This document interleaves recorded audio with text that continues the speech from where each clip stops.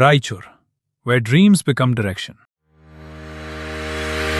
Dream, learn, grow, lead, become. Join Vedanta for your better future. At Vedanta, we don't just teach, we prepare you to win. ನಮಸ್ಕಾರ ರಾಯಚೂರಿನಲ್ಲಿ ನೀವೇನಾದರೂ ನಿಮ್ಮ ಮಕ್ಕಳಿಗೆ ಒಂದು ಉತ್ತಮವಾದ ಶಾಲೆ ನೋಡ್ತಾ ಇದ್ದೀರಾ? ಹಾಗಾದರೆ ಬನ್ನಿ ನಮ್ಮ ರಾಯಚೂರಿನ ಎರಮರಸ್ ಕ್ಯಾಂಪ್ನಲ್ಲಿರುವ CBSEಗೆ ಸಂಯೋಜನೆಯಾಗಿರುವ ಫೆಡರಲ್ ಪಬ್ಲಿಕ್ ಶಾಲೆ CBSE. ಇಲ್ಲಿ 2026 ಮತ್ತು 27ನೇ ಶೈಕ್ಷಣಿಕ ಸಾಲಿನ ಪ್ರವೇಶ ಆರಂಭವಾಗಿದ್ದು. ನಮಸ್ಕಾರ, ನೀವು ನೋಡ್ತಾ ಇದ್ದೀರಾ ಮೆಘಾ ನ್ಯೂಸ್. ಮೊದಲಿಗೆ ಹೆಡ್ಲೈನ್ಸ್. ಮತದಾರರ ಪಟ್ಟಿ ವಿಶೇಷ ಪರಿಷ್ಕರಣೆ ಹೆಸರಿನಲ್ಲಿ ಮತದಾರರ ಕಡಿತ ವಿರೋಧಿಸಿ ಜೂನ್ 20ರಂದು ಬೆಂಗಳೂರಿನಲ್ಲಿ ಸಮಾವೇಶ ವೀರ ಸಂಗಯ್ಯ. ಜೂನ್ 19ರಂದು ವಿಕಸಿತ ಭಾರತ ಉದ್ಯೋಗ ಯೋಜನೆ ಫಲಾನುಭವಿಗಳ ಸಂವಾದ. ಹೊಸ ಉದ್ಯೋಗಿಗಳು ಉದ್ಯೋಗದಾರರಿಗೆ ಪ್ರೋತ್ಸಾಹಧನ. PF ಆಯುಕ್ತ ನೀರಜ್ ಕುಮಾರ್. ರೈತರ ವಿವಿಧ ಬೇಡಿಕೆಗಳಿಗೆ ಆಗ್ರಹಿಸಿ ಕರ್ನಾಟಕ ಪ್ರಾಂತ ರೈತ ಸಂಘದಿಂದ ಬೃಹತ್ ಪ್ರತಿಭಟನೆ. ವಿಶ್ವ ರಕ್ತದಾನ ದಿನಾಚರಣೆ. ರಕ್ತದಾನ ಮಾಡುವ ಮೂಲಕ ಜೀವ ಉಳಿಸಲು ಯುವಕರು ಮುಂದಾಗಿ. SP ಅರುಣಾಂಶು ಗಿರಿ. ಹಿರಿಯ ನಾಯಕ NS ಬೋಸರಾಜರಿಗೆ ಸಚಿವ ಸ್ಥಾನ ನೀಡಲು ಪಕ್ಷದ ಹೈಕಮಾಂಡ್ ಬಳಿ ನಿಯೋಗ. ಬಾಲಸ್ವಾಮಿ ಕೋಡ್ಲಿ. ಶಾಸಕ ಪ್ರಸಾದ್ ಅಪ್ಪಯ್ಯರಿಗೆ ಸಚಿವ ಸ್ಥಾನ ನೀಡಲು ಬಲಗೈ ಜಾತಿಗಳ ಒಕ್ಕೂಟ ಆಗ್ರಹ. SIR ವಿರೋಧಿ ಜಾಗೃತಿ ಜಾಥಾ, ಬೈಕ್ ರ್ಯಾಲಿ. ಕೊಟ್ಟ ಸಾಲ ಮರಳಿ ಕೇಳಿದರೆ ದಲಿತ ಸಂಘಟನೆ ಮುಖಂಡರು ಜೀವ ಬೆದರಿಕೆ. ಜಾತಿ ನಿಂದನೆ ಪ್ರಕರಣ ದಾಖಲಿಸುವ ಹೆದರಿಕೆ. ರಕ್ಷಣೆ ನೀಡಲು ಚನ್ನಬಸಪ್ಪ ಹತ್ತಿಗುಡ್ಡ ಮನವಿ. ನೇತಾಜಿ ನಗರ ಪೊಲೀಸರ ಕಾರ್ಯಾಚರಣೆ. 3 ಜನ ಬೈಕ್ ಕಳ್ಳರ ಬಂಧನ. SP ಮೆಚ್ಚುಗೆ. ಮತ್ತು ರೈತರ ಸಮಸ್ಯೆಗಳಿಗೆ ಸ್ಪಂದಿಸಲು ಒತ್ತಾಯಿಸಿ ಕರ್ನಾಟಕ ರಾಜ್ಯ ರೈತ ಸಂಘ ಮನವಿ.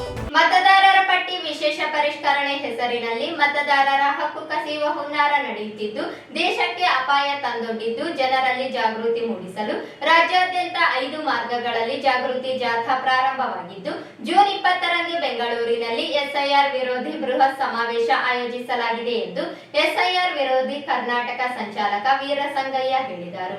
ಅವರಿಂದು ಮಾಧ್ಯಮಗೋಷ್ಠಿ ಉದ್ದೇಶಿಸಿ ಮಾತನಾಡಿ, ರಾಜ್ಯದಲ್ಲಿ ಪ್ರಾರಂಭವಾಗಿರುವ SIR ನಿಂದ ದಲಿತ ಮಹಿಳೆಯರು, ಅಲ್ಪಸಂಖ್ಯಾತರು, ಆದಿವಾಸಿಗಳು, ಅನಕ್ಷರಸ್ಥರು ಮತದಾನ ಹಕ್ಕಿನಿಂದ ವಂಚನೆಗೆ ಗುರಿಯಾಗುವ ಅಪಾಯವಿದೆ. ಈಗಾಗಲೇ ಪಶ್ಚಿಮ ಬಂಗಾಳ ಸೇರಿದಂತೆ SIR ನಡೆದ ರಾಜ್ಯಗಳಲ್ಲಿ ಬಹುಸಂಖ್ಯಾತರು ಮತದಾರರ ಪಟ್ಟಿಯಿಂದ ಕಡಿತಗೊಂಡಿರುವುದೇ ನಿದರ್ಶನವಾಗಿದೆ. ಅದೇ ಸ್ಥಿತಿ ರಾಜ್ಯದಲ್ಲಿ ನಡೆಯುತ್ತಿರುವುದನ್ನು ವಿರೋಧಿಸಬೇಕಿದೆ ಎಂದರು. ಈಗಾಗಲೇ 6,50,00,000 ಮತದಾರರು ಮತದಾರರ ಪಟ್ಟಿಯಿಂದ ಕೈಬಿಡಲಾಗಿದೆ. ಪಶ್ಚಿಮ ಬಂಗಾಳ ಒಂದರಲ್ಲಿಯೇ 91 ಲಕ್ಷ ಮತದಾರರು ಕಡಿತಗೊಂಡಿದ್ದಾರೆ. 27 ಲಕ್ಷ ಜನ ದಾಖಲೆ ನೀಡಿದರೂ ಪರಿಗಣಿಸದೆ 317 ಜನರಿಗೆ ಮಾತ್ರ ಮತದಾರರ ಪಟ್ಟಿಗೆ ಮರು ಸೇರ್ಪಡೆ ಮಾಡಲಾಗಿದೆ. ಮತದಾರರ ಪಟ್ಟಿ ಪರಿಷ್ಕರಣೆ ಹೆಸರಿನಲ್ಲಿ ಕೇಂದ್ರ ಚುನಾವಣಾ ಆಯೋಗ ಕಡಿತಗೊಂಡ ಮತದಾರರ ಸೇರ್ಪಡೆಗೆ ಭರವಸೆ ನೀಡುತ್ತಿಲ್ಲ. ಅರ್ಜಿ ಸಲ್ಲಿಸಬಹುದು, ಆದರೆ 12 ದಾಖಲೆಗಳನ್ನು ನೀಡಬೇಕು. ಹೆಸರುಗಳ ಬದಲಾವಣೆ ಹೆಸರಿನಲ್ಲಿ ಕಡಿತಗೊಳಿಸಲಾಗುತ್ತಿದೆ. ಅನಕ್ಷರಸ್ಥರು, ಆದಿವಾಸಿಗಳು ಅರ್ಜಿಗಳ ನೀಡಲು ತಿಳಿಯದೆ ವಂಚನೆಗೆ ಒಳಗಾಗುವ ಅಪಾಯವಿದೆ. ಕೂಡಲೇ SIR ನಿಲ್ಲಿಸಬೇಕು. ರಾಜ್ಯದಲ್ಲಿ ಕಾಂಗ್ರೆಸ್ ಸರ್ಕಾರ ಸ್ಪಷ್ಟ ನಿರ್ಧಾರ ಪ್ರಕಟಿಸಬೇಕು ಎಂದು ಆಗ್ರಹಿಸಿದರು. ಜೂನ್ 20ರಂದು ಬೆಂಗಳೂರಿನಲ್ಲಿ ನಡೆಯಲಿರುವ ಸಮಾವೇಶಕ್ಕೆ ಜನರು ಬೆಂಬಲಿಸಬೇಕೆಂದರು. ಕೇಂದ್ರದ ಚುನಾವಣೆ ಆಯೋಗ ಸ್ಪೆಷಲ್ ಆಗಿ ಸೇರಿಸಿ ವಿಶೇಷ ಮತ ಪರಿಷ್ಕರಣೆ ಅಂತಕ್ಕಂಥ ಆಧಾರದಲ್ಲಿ ತಂದಿರತಕ್ಕಂಥದ್ದು ದೊಡ್ಡ ಅಪಾಯಕಾರಿ ಮತ್ತು ಆತಂಕಕಾರಿ. ಭಾರತದ ಮೂಲ ನಿವಾಸಿಗಳು, ಇಲ್ಲೇ ಭಾರತದಲ್ಲಿ ವಾಸಿಯಾಗಿರ್ತಕ್ಕಂಥ ಅನೇಕ ದಲಿತರ, ಮಹಿಳೆಯರ, ಅಲ್ಪಸಂಖ್ಯಾತರ ಮತಗಳು ಕಟ್ಟಾಗ್ತಕ್ಕಂಥದ್ದು ಈಗಾಗಲೇ ಭಾರತದಲ್ಲಿ ಸಾಬೀತಾಗಿದೆ. ಆಗುತ್ತೆ ಅಲ್ಲ, ಆಗಿದೆ. ಈಗಾಗಲೇ ನಡೆದಿರ್ತಕ್ಕಂಥ SIR ರಾಜ್ಯಗಳಲ್ಲಿ 6,50,00,000 ಮತದಾರರನ್ನು ಹೊರಗಿಟ್ಟಿದ್ದಾರೆ. ಪಶ್ಚಿಮ ಬಂಗಾಳದಲ್ಲಿ 91 ಲಕ್ಷ ಓಟನ್ನು ಡಿಲೀಟ್ ಮಾಡಿದ್ರು. ದಾಖಲೆಗಳನ್ನು ಕೊಡಬೇಕಂತ ಹೇಳಿದ್ರು. 27 ಲಕ್ಷ ಜನ ತಮ್ಮ ಎಲ್ಲ ದಾಖಲೆಗಳನ್ನು ಹಿಡಿದು ಚುನಾವಣೆ ಆಯೋಗದ ಮುಂದೆ ಹೋಗಿ ಬೇಚಾಡಿದ್ರು ಕೂಡ ಅವರಿಗೆ ಮತ ಸಿಗಲಾರ್ದಾಗ ಸುಪ್ರೀಂ ಕೋರ್ಟ್ಗೆ ಹೋದರು. ಸುಪ್ರೀಂ ಕೋರ್ಟಲ್ಲಿ ಇನ್ನು 18-19 ದಿನ ವೆಸ್ಟ್ ಬೆಂಗಾಳದ ಚುನಾವಣೆ ಮುಂದಿದೆ. 27 ಲಕ್ಷ ಮತದಾರರು ದಾಖಲೆ ಸಮೇತ ಸುಪ್ರೀಂ ಕೋರ್ಟ್ಗೆ ಲಕ್ಷಾಂತರ ಖರ್ಚು ಮಾಡಿ ಅಲ್ಲಿ ದಾವೆ ಓದಿದ್ದಾರೆ. ಸುಪ್ರೀಂ ಕೋರ್ಟ್ ಏನ್ ತೀರ್ಮಾನ ಮಾಡಬೇಕಾಗಿತ್ತು ಪರಿಶೀಲಿಸಿದ್ರು. 1317 ಓಟು ಮಾತ್ರ ಪರಿಷ್ಕರಣೆ ಮಾಡಲಿಕ್ಕೆ ಸಾಧ್ಯ ಆಯಿತು. 200 ಓಟನ್ನು ಪರಿಷ್ಕರಣೆ ಮಾಡಲಿಕ್ಕೆ ಸಾಧ್ಯ ಆಗಿಲ್ಲ. ಮುಂದಿನ ಚುನಾವಣೆಗೆ ನೀವು ಓಟ್ ಹಾಕ್ರಿ ಅಂತಕ್ಕಂಥ ಮಾತನ್ನ ಅಲ್ಲಿ ಸುಪ್ರೀಂ ಕೋರ್ಟ್ ಜಡ್ಜ್ಮೆಂಟ್ ಆಯಿತು. Okay, what is next? ಚುನಾವಣೆ ಆಯಿತು. ಪಶ್ಚಿಮ ಬಂಗಾಳದ ಸರ್ಕಾರ ಬಂತು. ಅಲ್ಲಿಯ ಮುಖ್ಯಮಂತ್ರಿ ತೀರ್ಮಾನ ಮಾಡಿದ್ರು, ಯಾರಿಗೆ ಓಟ್ ಇಲ್ಲೋ ಅಲ್ಲಿಯ ಸರ್ಕಾರದ ಯಾವ ಸೌಲಭ್ಯಗಳು ಸಿಗೋದಿಲ್ಲ ಅಂತ. ಆದ್ರೆ ಕೋರ್ಟ್ಗೆ ಹೋದವರಿಗೆ ಅದನ್ನು ಏಚಿ ಕೊಡ್ತಕ್ಕಂಥ ಕನಿಷ್ಠ ಒಂದು ಜವಾಬ್ದಾರಿಯನ್ನು ಅಲ್ಲಿ ಸರ್ಕಾರ ತೆಗೆದುಕೊಳ್ಳಿಲ್ಲ. ಅಂದ್ರೆ ಇದರ ಅಪಾಯ ಏನರ್ಥ ಆಗುತ್ತೆ? ಅದರ ಜೊತೆಗೆ 6.5 ಕೋಟಿ ಮತದಾರರು ಏನು ಡಿಲೀಟ್ ಆಗಿದ್ರು ಅದನ್ನ ಪೊಲೀಸ್ ಇಲಾಖೆಗೆ ವರ್ಗಾಯಿಸಿದ್ರು. ಯಾರು ವಿದೇಶದಿಂದ ಬಂದಂತ ಚೆಕ್ ಮಾಡಿದ್ರು, ಕೇವಲ 6 ಜನರನ್ನು ಮಾತ್ರ ತೆಗಿಲಿಕ್ಕೆ ಸಾಧ್ಯ ಇತ್ತು. ಇನ್ನುಳಿದಿರ್ತಕ್ಕಂಥ ಮತದಾರರ ಕಥೆಯನ್ನು ಅಂದ್ರೆ ಉದ್ದೇಶ ಏನು? ಇನ್ನು ಕೆಲವು ರಾಜ್ಯಗಳಲ್ಲಿ ಮಾಡಿ ಸುಮಾರು ಒಂದು 10 ಕೋಟಿ 15 ಕೋಟಿ ಮಾಡಿ 2ನೇ ದರ್ಜೆ ಪ್ರಜೆಗಳನ್ನ ಮಾಡಲಿಕ್ಕೆ ಈ ವಿಚಾರವನ್ನ SIR ಸೇರಿಸಿದ್ದಾರೆ. ಏನೇನು ಕೇಳ್ತಾರೆ? ಇಲ್ಲಿ ಕುಂತಿರ್ತಕ್ಕಂಥ ಅನೇಕ ಜನರು ಓಟು ಬಿಟ್ಟು ಹೋಗಿರ್ಬೋದು. ಯಾಕ? ಕರ್ನಾಟಕದಲ್ಲಿ ಈಗ ಆಲ್ರೆಡಿ ಮ್ಯಾಪಿಂಗ್ ನಡೆದಿದೆ. 1,14,00,000 ಜನರ ಓಟು ಡಿಲೀಟ್ ಆಗಿದೆ. ಅದಕ್ಕೆ ದಾಖಲೆ ಕೊಡಬೇಕಂತಕ್ಕಂಥ ಸೂಚನೆಯನ್ನು ಈಗಲೇ ಮೆಸೇಜ್ ಕಳಿಸ್ತಾ ಇದ್ದಾರೆ. ಬೇರೆ ಯಾರ್ದು ಬೇಡ, ನೀವೇ ಕಣ್ಣಾರ ನೋಡಿದಂತ ನಿಮ್ಮ ರಾಯಚೂರು ಜಿಲ್ಲೆಯ ಮುಖಂಡರು ಚಾಮರಸ ಮಾಲಿಕ್ ಪಾಟೀಲ್ ಓಟು ಡಿಲೀಟ್ ಆಗಿದೆ. JM ವೀರಸಂಗಯ್ಯ ನಂದು JM ಅಂತ ಒಂದು ಕಡೆಗೆ ವೀರಸಂಗಯ್ಯ ನಂದು ಓಟು ಡಿಲೀಟ್ ಆಗಿದೆ. ಅಂದ್ರೆ ಅರ್ಥ ಮಾಡ್ಕೋಬೇಕು, ಕರ್ನಾಟಕದಲ್ಲಿ ಹೆಚ್ಚು ಡಿಲೀಟ್ ಆಗಿರೋದು 60 ಲಕ್ಷಕ್ಕೂ ಹೆಚ್ಚು ಮಹಿಳೆಯರು. ಯಾಕೆ ಮಹಿಳೆಯರು ಓಟು ಡಿಲೀಟ್ ಆಯಿತು? ಕರ್ನಾಟಕದಲ್ಲಿ ಒಂದು ಸಂಪ್ರದಾಯ ಇದೆ, ತವರ ಮನೆಯಲ್ಲಿ ಒಂದು ಹೆಸರು, ಗಂಡನ ಮನೆಯಲ್ಲಿ ಒಂದು ಹೆಸರು ಇಡ್ತಾರೆ. 22ನೇ ಇಸ್ವಿ ನಂತರ ಯಾರು ಮದುವೆ ಆಗಿರೋ ಅವರೆಲ್ಲ ಓಟು ಡಿಲೀಟ್. ಅವ್ರು ದಾಖಲೆ ಕೊಡಬೇಕು, ಅವ್ರ ಅಪ್ಪನ ಬರ್ತ್ ಸರ್ಟಿಫಿಕೇಟ್ ಕೊಡ್ಬೇಕು, ಅವ್ರು ಕೊಡ್ಬೇಕು. 12 ದಾಖಲೆಗಳನ್ನ ಕೇಳಿದರೆ ಸ್ವಾಮಿ. ರಾಜ್ಯ ಸಂಘದ ರಾಜ್ಯ ಗೌರವಾಧ್ಯಕ್ಷ ಚಾಮರಾಸ್ ಮಾಲಿ ಪಾಟೀಲ್ ಮಾತನಾಡಿ, ಸರಿಸುಮಾರು 1975ರಿಂದಲೂ ಮತದಾರರ ಪಟ್ಟಿಯಲ್ಲಿದ್ದ ನನ್ನ ಹೆಸರು ಕಡಿತಗೊಳಿಸಲಾಗಿದೆ. ಹೆಸರಿನಲ್ಲಿ ವ್ಯತ್ಯಾಸವಿದೆ ಎಂದು ಹೇಳುತ್ತಿರುವ ಅಧಿಕಾರಿಗಳು ಸರಿಪಡಿಸುವ ಕೆಲಸ ಮಾಡುತ್ತಿಲ್ಲ. ಅಗತ್ಯ ದಾಖಲೆ ನೀಡುತ್ತೇನೆ, ಆದರೆ ತಿಳಿಯದೇ ಇರುವ ಜನರು ಮತದಾರರ ಪಟ್ಟಿಯಿಂದ ವಂಚನೆಗೆ ಒಳಗಾಗಬಾರದು ಎಂದರು. ಎಷ್ಟೋ ಸಲ ವೋಟ್ ಹಾಕಿದ್ದೀರಿ, 1975-76ರಿಂದಲೂ ನಾನು ವೋಟ್ ಹಾಕಿದ್ದೀನಿ. ನನ್ನ ಹೆಸರು ಹೆಂಗ ಮಿಸ್ಮ್ಯಾಚ್ ಆಗ್ತದ, ಸರಿಯಾಗಿ ನೋಡ್ರಿ ಅಂತ ಹೇಳಿ. ಇಲ್ಲ ಸರ್, ಎಲ್ಲ ನಾವು ಪರಿಶೀಲನೆ ಮಾಡಿದ್ದೀವಿ, ನಿಮ್ಮ ಹೆಸರು ಮಿಸ್ಮ್ಯಾಚ್ ಆಗ್ತದೆ. ಮತ್ತೆ ನಾನು ಮಾನ್ವಿಯಲ್ಲಿ ಹೋಗಿ ಚುನಾವಣೆ ಅಧಿಕಾರಿನ ಅವ್ರನ್ನ ವಿಚಾರ ಮಾಡ್ಲಿಕ್ಕಾಗಿ ಅವ್ರು ಸಿಗ್ಲಿಲ್ಲ. ಮತ್ತೆ ನನ್ನ ಹತ್ರ ಫೋನ್ ಸಿಗ್ತದೆ, ಇಲ್ಲ ಸರ್ ಹಂಗೇನಾದ್ರೆ ನೀವು ದಾಖಲಾತಿ ಕೊಡಬೇಕು, ಮತ್ತೆ ಸೇರಿಸ್ತೀವಿ. ಏನ್ ದಾಖಲಾತಿ ಕೊಡ್ಬೇಕು? ಪಾಸ್ಪೋರ್ಟ್ ಇದ್ರೆ ಕೊಡ್ರಿ. ಪಾಸ್ಪೋರ್ಟ್ ಇಲ್ಲದ್ರೆ ಏನ್ ಮಾಡ್ಬೇಕು? SSLC ಮಾರ್ಕ್ಸ್ ಕಾರ್ಡು, ಅದರಲ್ಲಿ ಹುಟ್ಟಿದ ದಿನಾಂಕ ನಮೂದಾಗಿರ್ಬೇಕು, ಅಂತದ್ದು ಕೊಡ್ರಿ. ಸರಿ, ನನ್ನ ಪಾಸ್ಪೋರ್ಟ್ ಇತ್ತು, ನಿಮ್ಗೆ ಗೊತ್ತಿದ್ದಂಗೆ ನಾನು 2-3 ದೇಶಕ್ಕೆ ಹೋಗಿ ಬಂದಿದ್ದೆಲ್ಲ, ಅದು ಪಾಸ್ಪೋರ್ಟ್ ತೆಗೆದು ನೋಡಿದ್ರೆ ಅದು ಎಕ್ಸ್ಪೈರ್ ಆಗಿದೆ. ಅದು 10 ವರ್ಷಕ್ಕೆ ಕೊಡ್ತಾರಲ್ಲ, 2 ಸಲ ಮಾಡಿದ್ರೆ 20 ವರ್ಷಕ್ಕೆ ಆಯ್ತು. ಮತ್ತೆ ಅದು ಒಂದು 2 ತಿಂಗಳಿಂದ ಎಕ್ಸ್ಪೈರ್ ಆಗಿದೆ. ಈಗ ನಾನು ಅದನ್ನ ಪಾಸ್ಪೋರ್ಟ್ ಅನ್ನ ರಿನ್ಯೂವಲ್ ಮಾಡಿಸಿ ಅವ್ರಿಗೆ ದಾಖಲಾತಿ ಕೊಡೋದು, ಇದು ಕೊಡ್ತೀನಿ, ನಾನು ಮಾಡ್ಕೊಂತೀನಿ. ಆದ್ರೆ ಇದು ಸಾಮಾನ್ಯ ಜನರಿಗೆ ಸಾಧ್ಯ ಇಲ್ಲ. ಎಲ್ಲ ಮಿಸ್ ಮ್ಯಾಚ್ ಆಗ್ತದಂತ ಈಗ ಸುಮ್ಮನೆ ನಾವು ಕುಂತರೆ ತೆಗೆದಾಕ್ಬಿಡ್ತಾರ. ಪಬ್ಲಿಷ್ ಮಾಡಿದ್ರಿ, ಪಬ್ಲಿಷ್ ಮಾಡ್ಲಿಕ್ಕೆ ಗೊತ್ತಾಗ್ತದೆ.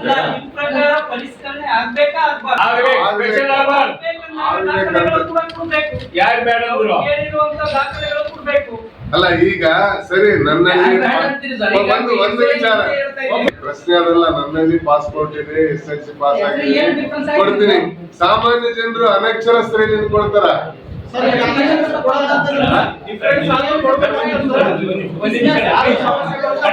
ಈ ಸಂದರ್ಭದಲ್ಲಿ ಕಾಂಗ್ರೆಸ್ ಮುಖಂಡ Mohammed Shalam, N Srinivas Reddy, John Wesley Cheekalaparvi, Asamuddin Akhtar, Gururaj, Vijayarani, Chennamma, Surekha ಸೇರಿದಂತೆ ಅನೇಕರಿದ್ದರು. ದೇಶದಲ್ಲಿ ಹೊಸ ಉದ್ಯೋಗ ಸೃಷ್ಟಿಸಲು ಪ್ರಧಾನಮಂತ್ರಿ ನರೇಂದ್ರ ಮೋದಿ ಅವರು ಘೋಷಿಸಿರುವ ಪ್ರಧಾನಮಂತ್ರಿ ವಿಕಸಿತ ಭಾರತ ರೋಜ್ಗಾರ್ ಯೋಜನೆಯಡಿ ಉದ್ಯೋಗ ಮತ್ತು ಉದ್ಯೋಗದಾತರಿಗೆ ಪ್ರೋತ್ಸಾಹಿಸುವ ಯೋಜನೆ ಸದುಪಯೋಗ ಪಡೆಯಬೇಕು ಎಂದು EPFO ಪ್ರಾದೇಶಿಕ ಆಯುಕ್ತ ನೀರಜ್ ಕುಮಾರ್ ಮನವಿ ಮಾಡಿದರು. ಅವರಿಂದು ಮಾಧ್ಯಮಗೋಷ್ಠಿ ಉದ್ದೇಶಿಸಿ ಮಾತನಾಡಿ 2 ಹಂತದಲ್ಲಿ ಯೋಜನೆಯನ್ನು ಅನುಷ್ಠಾನಗೊಳಿಸಲಾಗುತ್ತಿದೆ. ಭವಿಷ್ಯ ನಿಧಿ ನೋಂದಾಯಿಸಿಕೊಳ್ಳುವ ಹೊಸ ನೌಕರರಿಗೆ ಪ್ರೋತ್ಸಾಹಧನ ನೀಡಲಾಗುತ್ತದೆ. 6 ತಿಂಗಳ ಸೇವೆ ನಂತರ ಇಪಿಎಫ್ ಖಾತೆಗೆ 15,000 ರೂಪಾಯಿಗಳವರೆಗೆ ಪ್ರೋತ್ಸಾಹ ಧನ ನೀಡಲಾಗುತ್ತದೆ. ಹೊಸದಾಗಿ ಉದ್ಯೋಗ ಸೃಷ್ಟಿಸುವ ಉದ್ಯೋಗದಾತರಿಗೆ 1 ಲಕ್ಷ ವೇತನ ಹೊಂದಿದವರಿಗೆ ಪ್ರತಿ ತಿಂಗಳು 3,000 ರೂಪಾಯಿ ಕನಿಷ್ಠ 6 ತಿಂಗಳವರೆಗೆ ಪ್ರೋತ್ಸಾಹ ಧನ ವಿತರಿಸಲಾಗುತ್ತದೆ. ಉದ್ಯೋಗದಾತರು ಸ್ವಯಂ ಪ್ರೇರಿತವಾಗಿ ಹೊಸದಾಗಿ ಉದ್ಯೋಗ ಸೃಷ್ಟಿಸಿರುವ ಮಾಹಿತಿಯನ್ನು ನೀಡಿದರೆ ಮಾತ್ರ ಯೋಜನೆಯಡಿ ಪ್ರೋತ್ಸಾಹ ಧನ ವಿತರಿಸಲಾಗುತ್ತದೆ. ಜೂನ್ 19ರಂದು ನಗರದ ನವೋದಯ ವೈದ್ಯಕೀಯ ಕಾಲೇಜಿನಲ್ಲಿ ಫಲಾನುಭವಿಗಳೊಂದಿಗೆ ನೇರ ಸಂವಾದ ನಡೆಯಲಿದೆ. ಅಂದು ದೇಶದ ಪ್ರಧಾನಿ ನರೇಂದ್ರ ಮೋದಿ ಅವರು ನಡೆಸಲಿರುವ ಸಂವಾದ ಕಾರ್ಯಕ್ರಮ ನೇರ ಪ್ರಸಾರ ನಡೆಸಲಾಗುತ್ತದೆ. ಉದ್ಯೋಗದಾತರು ಉದ್ಯೋಗಿಗಳು ಭಾಗವಹಿಸುವಂತೆ ಮನವಿ ಮಾಡಿದರು. ರಾಯಚೂರು, ಬಾಗಲಕೋಟೆ ಮತ್ತು ಯಾದಗಿರಿ ಜಿಲ್ಲೆಗಳ ಒಳಗೊಂಡ ಪ್ರಾದೇಶಿಕ ಕಚೇರಿ ವ್ಯಾಪ್ತಿ ಫಲಾನುಭವಿಗಳು ಭಾಗವಹಿಸಲಿದ್ದಾರೆ ಎಂದರು. ದೇಶದ 200 ಕೇಂದ್ರಗಳಲ್ಲಿ ನಡೆಯಲಿರುವ ನೇರ ಪ್ರಸಾರದಲ್ಲಿ ರಾಯಚೂರು ಕೇಂದ್ರವು ಒಂದಾಗಿದೆ ಎಂದು ತಿಳಿಸಿದರು. Government of India. The budget outlay was almost 99,406 crores, almost 1 lakh crores. And this outlay was given for 2 years. And this was for basically employment generation. There were the 2 kinds of establishments which we were focusing upon. Having the strength of 20,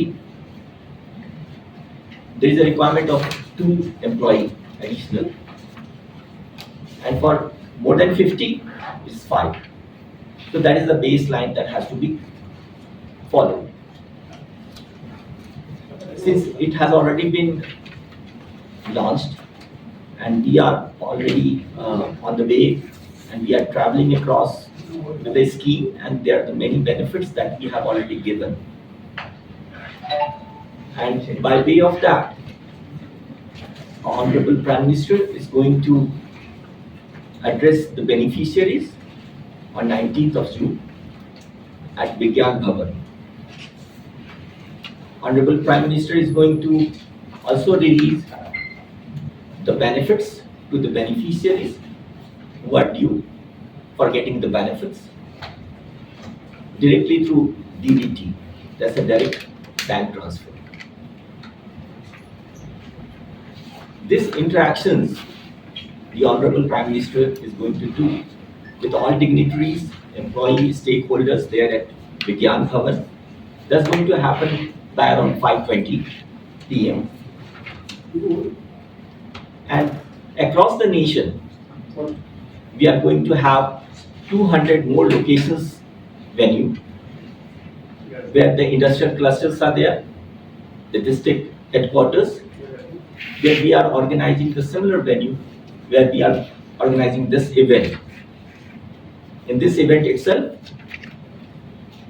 Raichur is one of the 200 locations here in India. ಅನುಷ್ಠಾನಾಧಿಕಾರಿ Sharanabasava ಮಾತನಾಡಿ 3 ಜಿಲ್ಲೆಗಳಲ್ಲಿ 595 ಫಲಾನುಭವಿಗಳಿಗೆ ಯೋಜನೆ ಲಾಭ ಪಡೆಯಲಿದ್ದಾರೆ. ಉದ್ಯೋಗದಾತರು ಹಾಗೂ ಉದ್ಯೋಗಿಗಳಿಗೆ ನೆರವಾಗಲಿರುವ ಪ್ರೋತ್ಸಾಹದಾಯಕ ಯೋಜನೆ ಪ್ರಧಾನಮಂತ್ರಿ ವಿಕಸಿತ ಭಾರತ ಉದ್ಯೋಗ ಯೋಜನೆಯಡಿ ದೇಶದಾದ್ಯಂತ 3.5 ಕೋಟಿಗೂ ಅಧಿಕ ಹೊಸ ಉದ್ಯೋಗ ಸೃಷ್ಟಿಯಾಗಲಿದೆ. ಈಗಾಗಲೇ ಯೋಜನೆ ಜಾರಿಯಲ್ಲಿ ಫಲಾನುಭವಿಗಳಿಗೆ ತಲುಪಿರುವ ಕುರಿತು ಸಂವಾದ ಕಾರ್ಯಕ್ರಮ ನಡೆಯಲಿದೆ ಎಂದು ತಿಳಿಸಿದರು. ಬೆನಿಫಿಟ್ ಸಿಗುತ್ತೆ. ಅಬೋವ್ 50 ಸ್ಟ್ರೆಂತ್ ಇರುತ್ತೆ ಎಸ್ಟಾಬ್ಲಿಷ್ಮೆಂಟ್ ಅಂದ್ರೆ ಅವ್ರು 5 ಜನಕ್ಕೆ ಕೆಲಸ ಕೊಡಬೇಕು ಹೊಸದಾಗಿ. ಫಸ್ಟ್ ಟೈಮ್ ಅವ್ರು ಹೊಸದಾಗಿ ಕೊಟ್ಟು ಅವ್ರು ಸಿಗುತ್ತೆ. ಅವರು ನಾ ಕ್ರಿಯೇಟ್ ಮಾಡಿದ 5 ಜನಕ್ಕೆ ಹೊಸದಾಗಿ ಎಂಪ್ಲಾಯ್ಮೆಂಟ್ ಕ್ರಿಯೇಟ್ ಮಾಡಿದ್ದೀನಿ. ಸೊ ಆ ಎಂಪ್ಲಾಯರ್ಗೆ 1000 ಇಂದ 3000 ಬೆನಿಫಿಟ್ ಎಂಪ್ಲಾಯರ್ಗೆ ಹೋಗುತ್ತೆ. ಆ 5 ಜನ ಹೊಸದಾಗಿ ಜಾಯ್ನ್ ಆಗಿರ್ತಾರೆ ನೋಡಿ, ಅವರಿಗೆ ಗೌರ್ಮೆಂಟ್ ಆಫ್ ಇಂಡಿಯಾ ಕಡೆಯಿಂದ maximum up to 15,000 incentive direct bank ಅಕೌಂಟ್ಗೆ ಹೋಗುತ್ತೆ.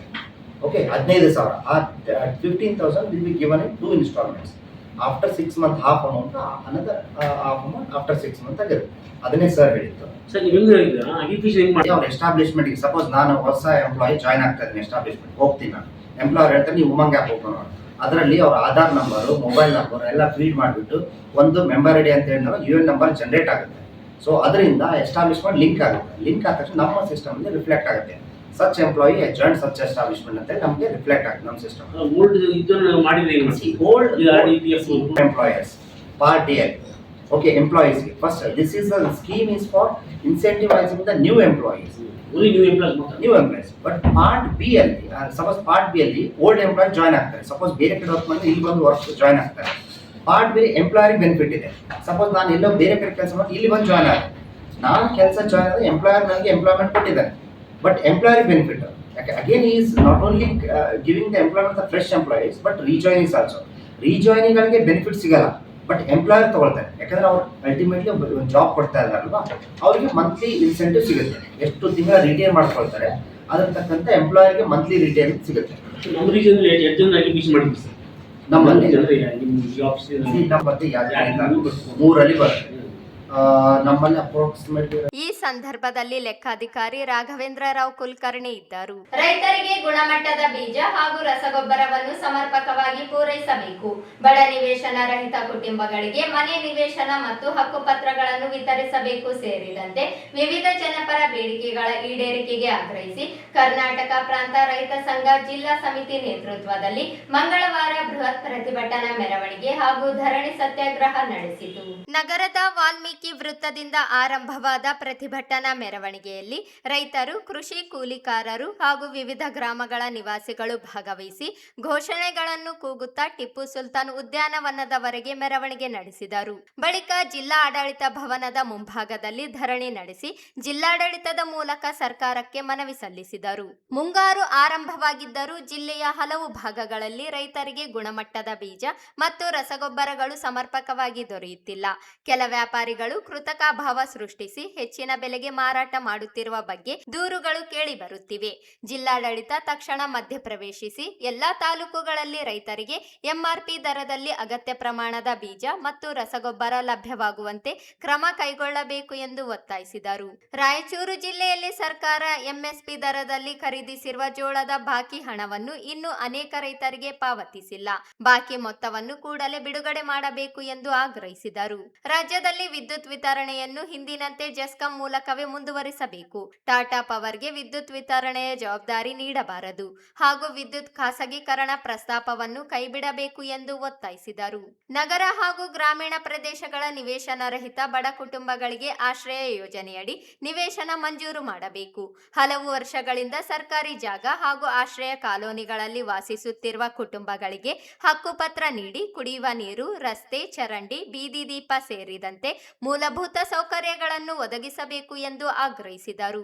ದೇವದುರ್ಗ, ಸಿಂಧನೂರು, ಮಸ್ಕಿ, ಲಿಂಗಸುಗೂರು ಹಾಗೂ ರಾಯಚೂರು ತಾಲೂಕುಗಳ ವಿವಿಧ ಗ್ರಾಮಗಳಲ್ಲಿನ ಸ್ಮಶಾನ ರಸ್ತೆಗಳ ಅಭಿವೃದ್ಧಿ, ಒತ್ತುವರಿ ತೆರವು, ಬಂಡಿದಾರಿ ತೆರವು, ಹೈಟೆಕ್ ಶೌಚಾಲಯ ನಿರ್ಮಾಣ, ಉದ್ಯೋಗ ಖಾತ್ರಿ ಯೋಜನೆಯನ್ನು ಸಮರ್ಪಕವಾಗಿ ಜಾರಿಗೊಳಿಸುವುದು, ಜಿಪಿಎಸ್ ತಾಂತ್ರಿಕ ಸಮಸ್ಯೆ ಪರಿಹರಿಸುವುದು, ಕಾರ್ಮಿಕರಿಗೆ ಪೂರ್ಣ ಕೂಲಿ ಪಾವತಿಸುವುದು ಹಾಗೂ ಬಿಸಿಲಿನ ತಾಪದಿಂದ ಮೃತಪಟ್ಟ ಕಾರ್ಮಿಕರ ಕುಟುಂಬಗಳಿಗೆ ಪರಿಹಾರ ನೀಡಬೇಕು ಎಂದು ಒತ್ತಾಯಿಸಿದರು. ರಾಯಚೂರು ತಾಲೂಕಿನ ಯಾಪಲದಿನ್ನಿ, ಜಂಬಲದಿನ್ನಿ, ಮಮದಾಪುರ, ಪುಚ್ಚಲದಿನ್ನಿ, ಕೊತ್ತದೊಡ್ಡಿ ಹಾಗೂ ಮಲದೊಡ್ಡಿ ಗ್ರಾಮಗಳ ವಸತಿ ರಹಿತ ಕುಟುಂಬಗಳಿಗೆ ಮನೆ ನಿರ್ಮಿಸಬೇಕು.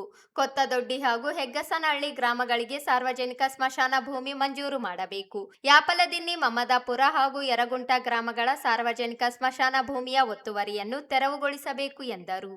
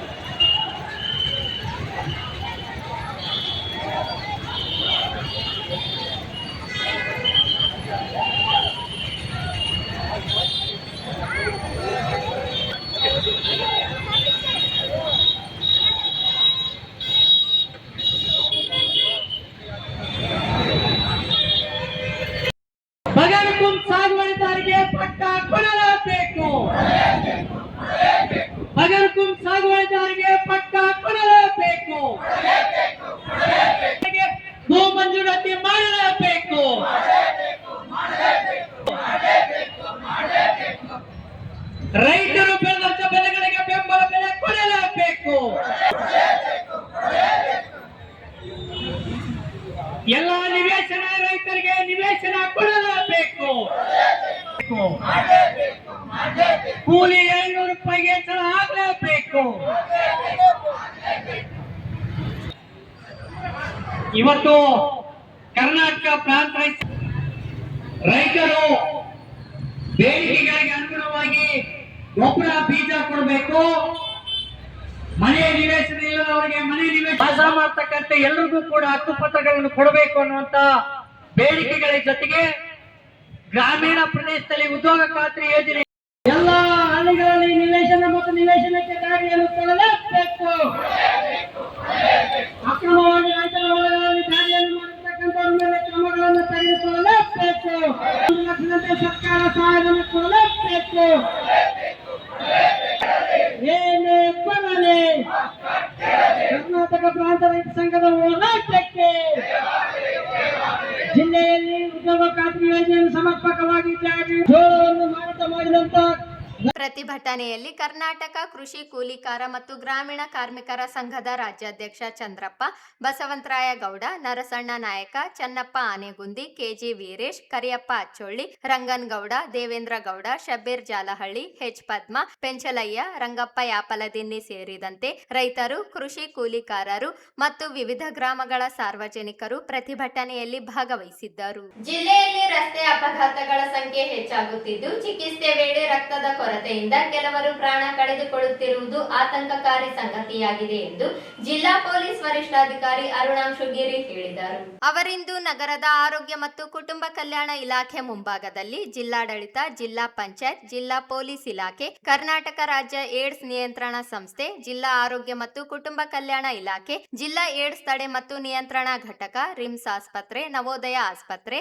ರಕ್ತನಿಧಿ ಕೇಂದ್ರಗಳು, Lions club, AME dental college, Nandini nursing college, Rotary club, IMA, red cross ಸಂಸ್ಥೆ, ರೆಡ್ ರಿಬ್ಬನ್ ಕ್ಲಬ್, ಎನ್ಎಸ್ಎಸ್, ವಿವಿಧ ಸಂಘ ಸಂಸ್ಥೆಗಳ ಸಂಯುಕ್ತಾಶ್ರಯದಲ್ಲಿ ವಿಶ್ವ ರಕ್ತದಾನಿಗಳ ದಿನಾಚರಣೆ ಅಂಗವಾಗಿ ಜಾಗೃತಿ ಜಾಥಾಕ್ಕೆ ಚಾಲನೆ ನೀಡಿ ಮಾತನಾಡಿದರು. ವಾಹನ ಸವಾರರು ಕಡ್ಡಾಯವಾಗಿ ಹೆಲ್ಮೆಟ್ ಧರಿಸಿ ಸುರಕ್ಷಿತವಾಗಿ ವಾಹನ ಚಲಾಯಿಸಬೇಕು.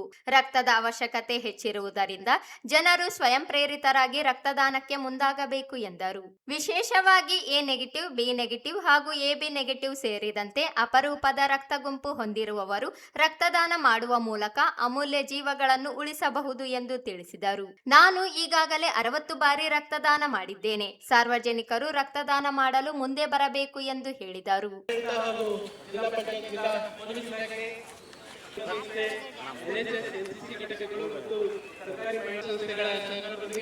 ವಿಶ್ವ ರಕ್ತದಾನಿಗಳ ದಿನಾಚರಣೆ ಹೆಚ್ಚಿನ ರಾಯಚೂರು ಜಿಲ್ಲೆಯ ಪೊಲೀಸ್ ವರಿಷ್ಠಾಧಿಕಾರಿಗಳಾಗಿರುವ ಸನ್ಮಾನಿಸಿ ಹಾಗೂ ಕಾಲೇಜಿನ ಪ್ರಿನ್ಸಿಪಾಲ್ಗಳಾಗಿರುವಂತಹ ಮತ್ತು ಇಲ್ಲಿ ನಮಗೆ ಸಹಕರಿಸಿರುವಂತಹ ಡಾಕ್ಟರ್ ಅರುಣ್ ಕುಮಾರ್ ಅವರಿಗೂ ನಾವು ಸ್ವಾಗತವನ್ನು ಕೊಡ್ತಿದ್ದೇವೆ.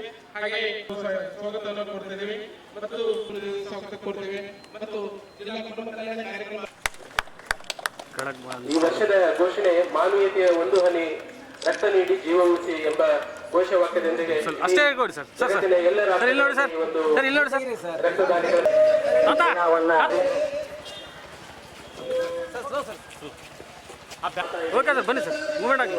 ರಕ್ತದಾನ ಮಹಾದಾನ, ರಕ್ತದಾನ ಸರ್ವಶ್ರೇಷ್ಠ ದಾನ, ರಕ್ತದಾನ ಮಹಾದಾನ ಮಾಡುವುದರಿಂದ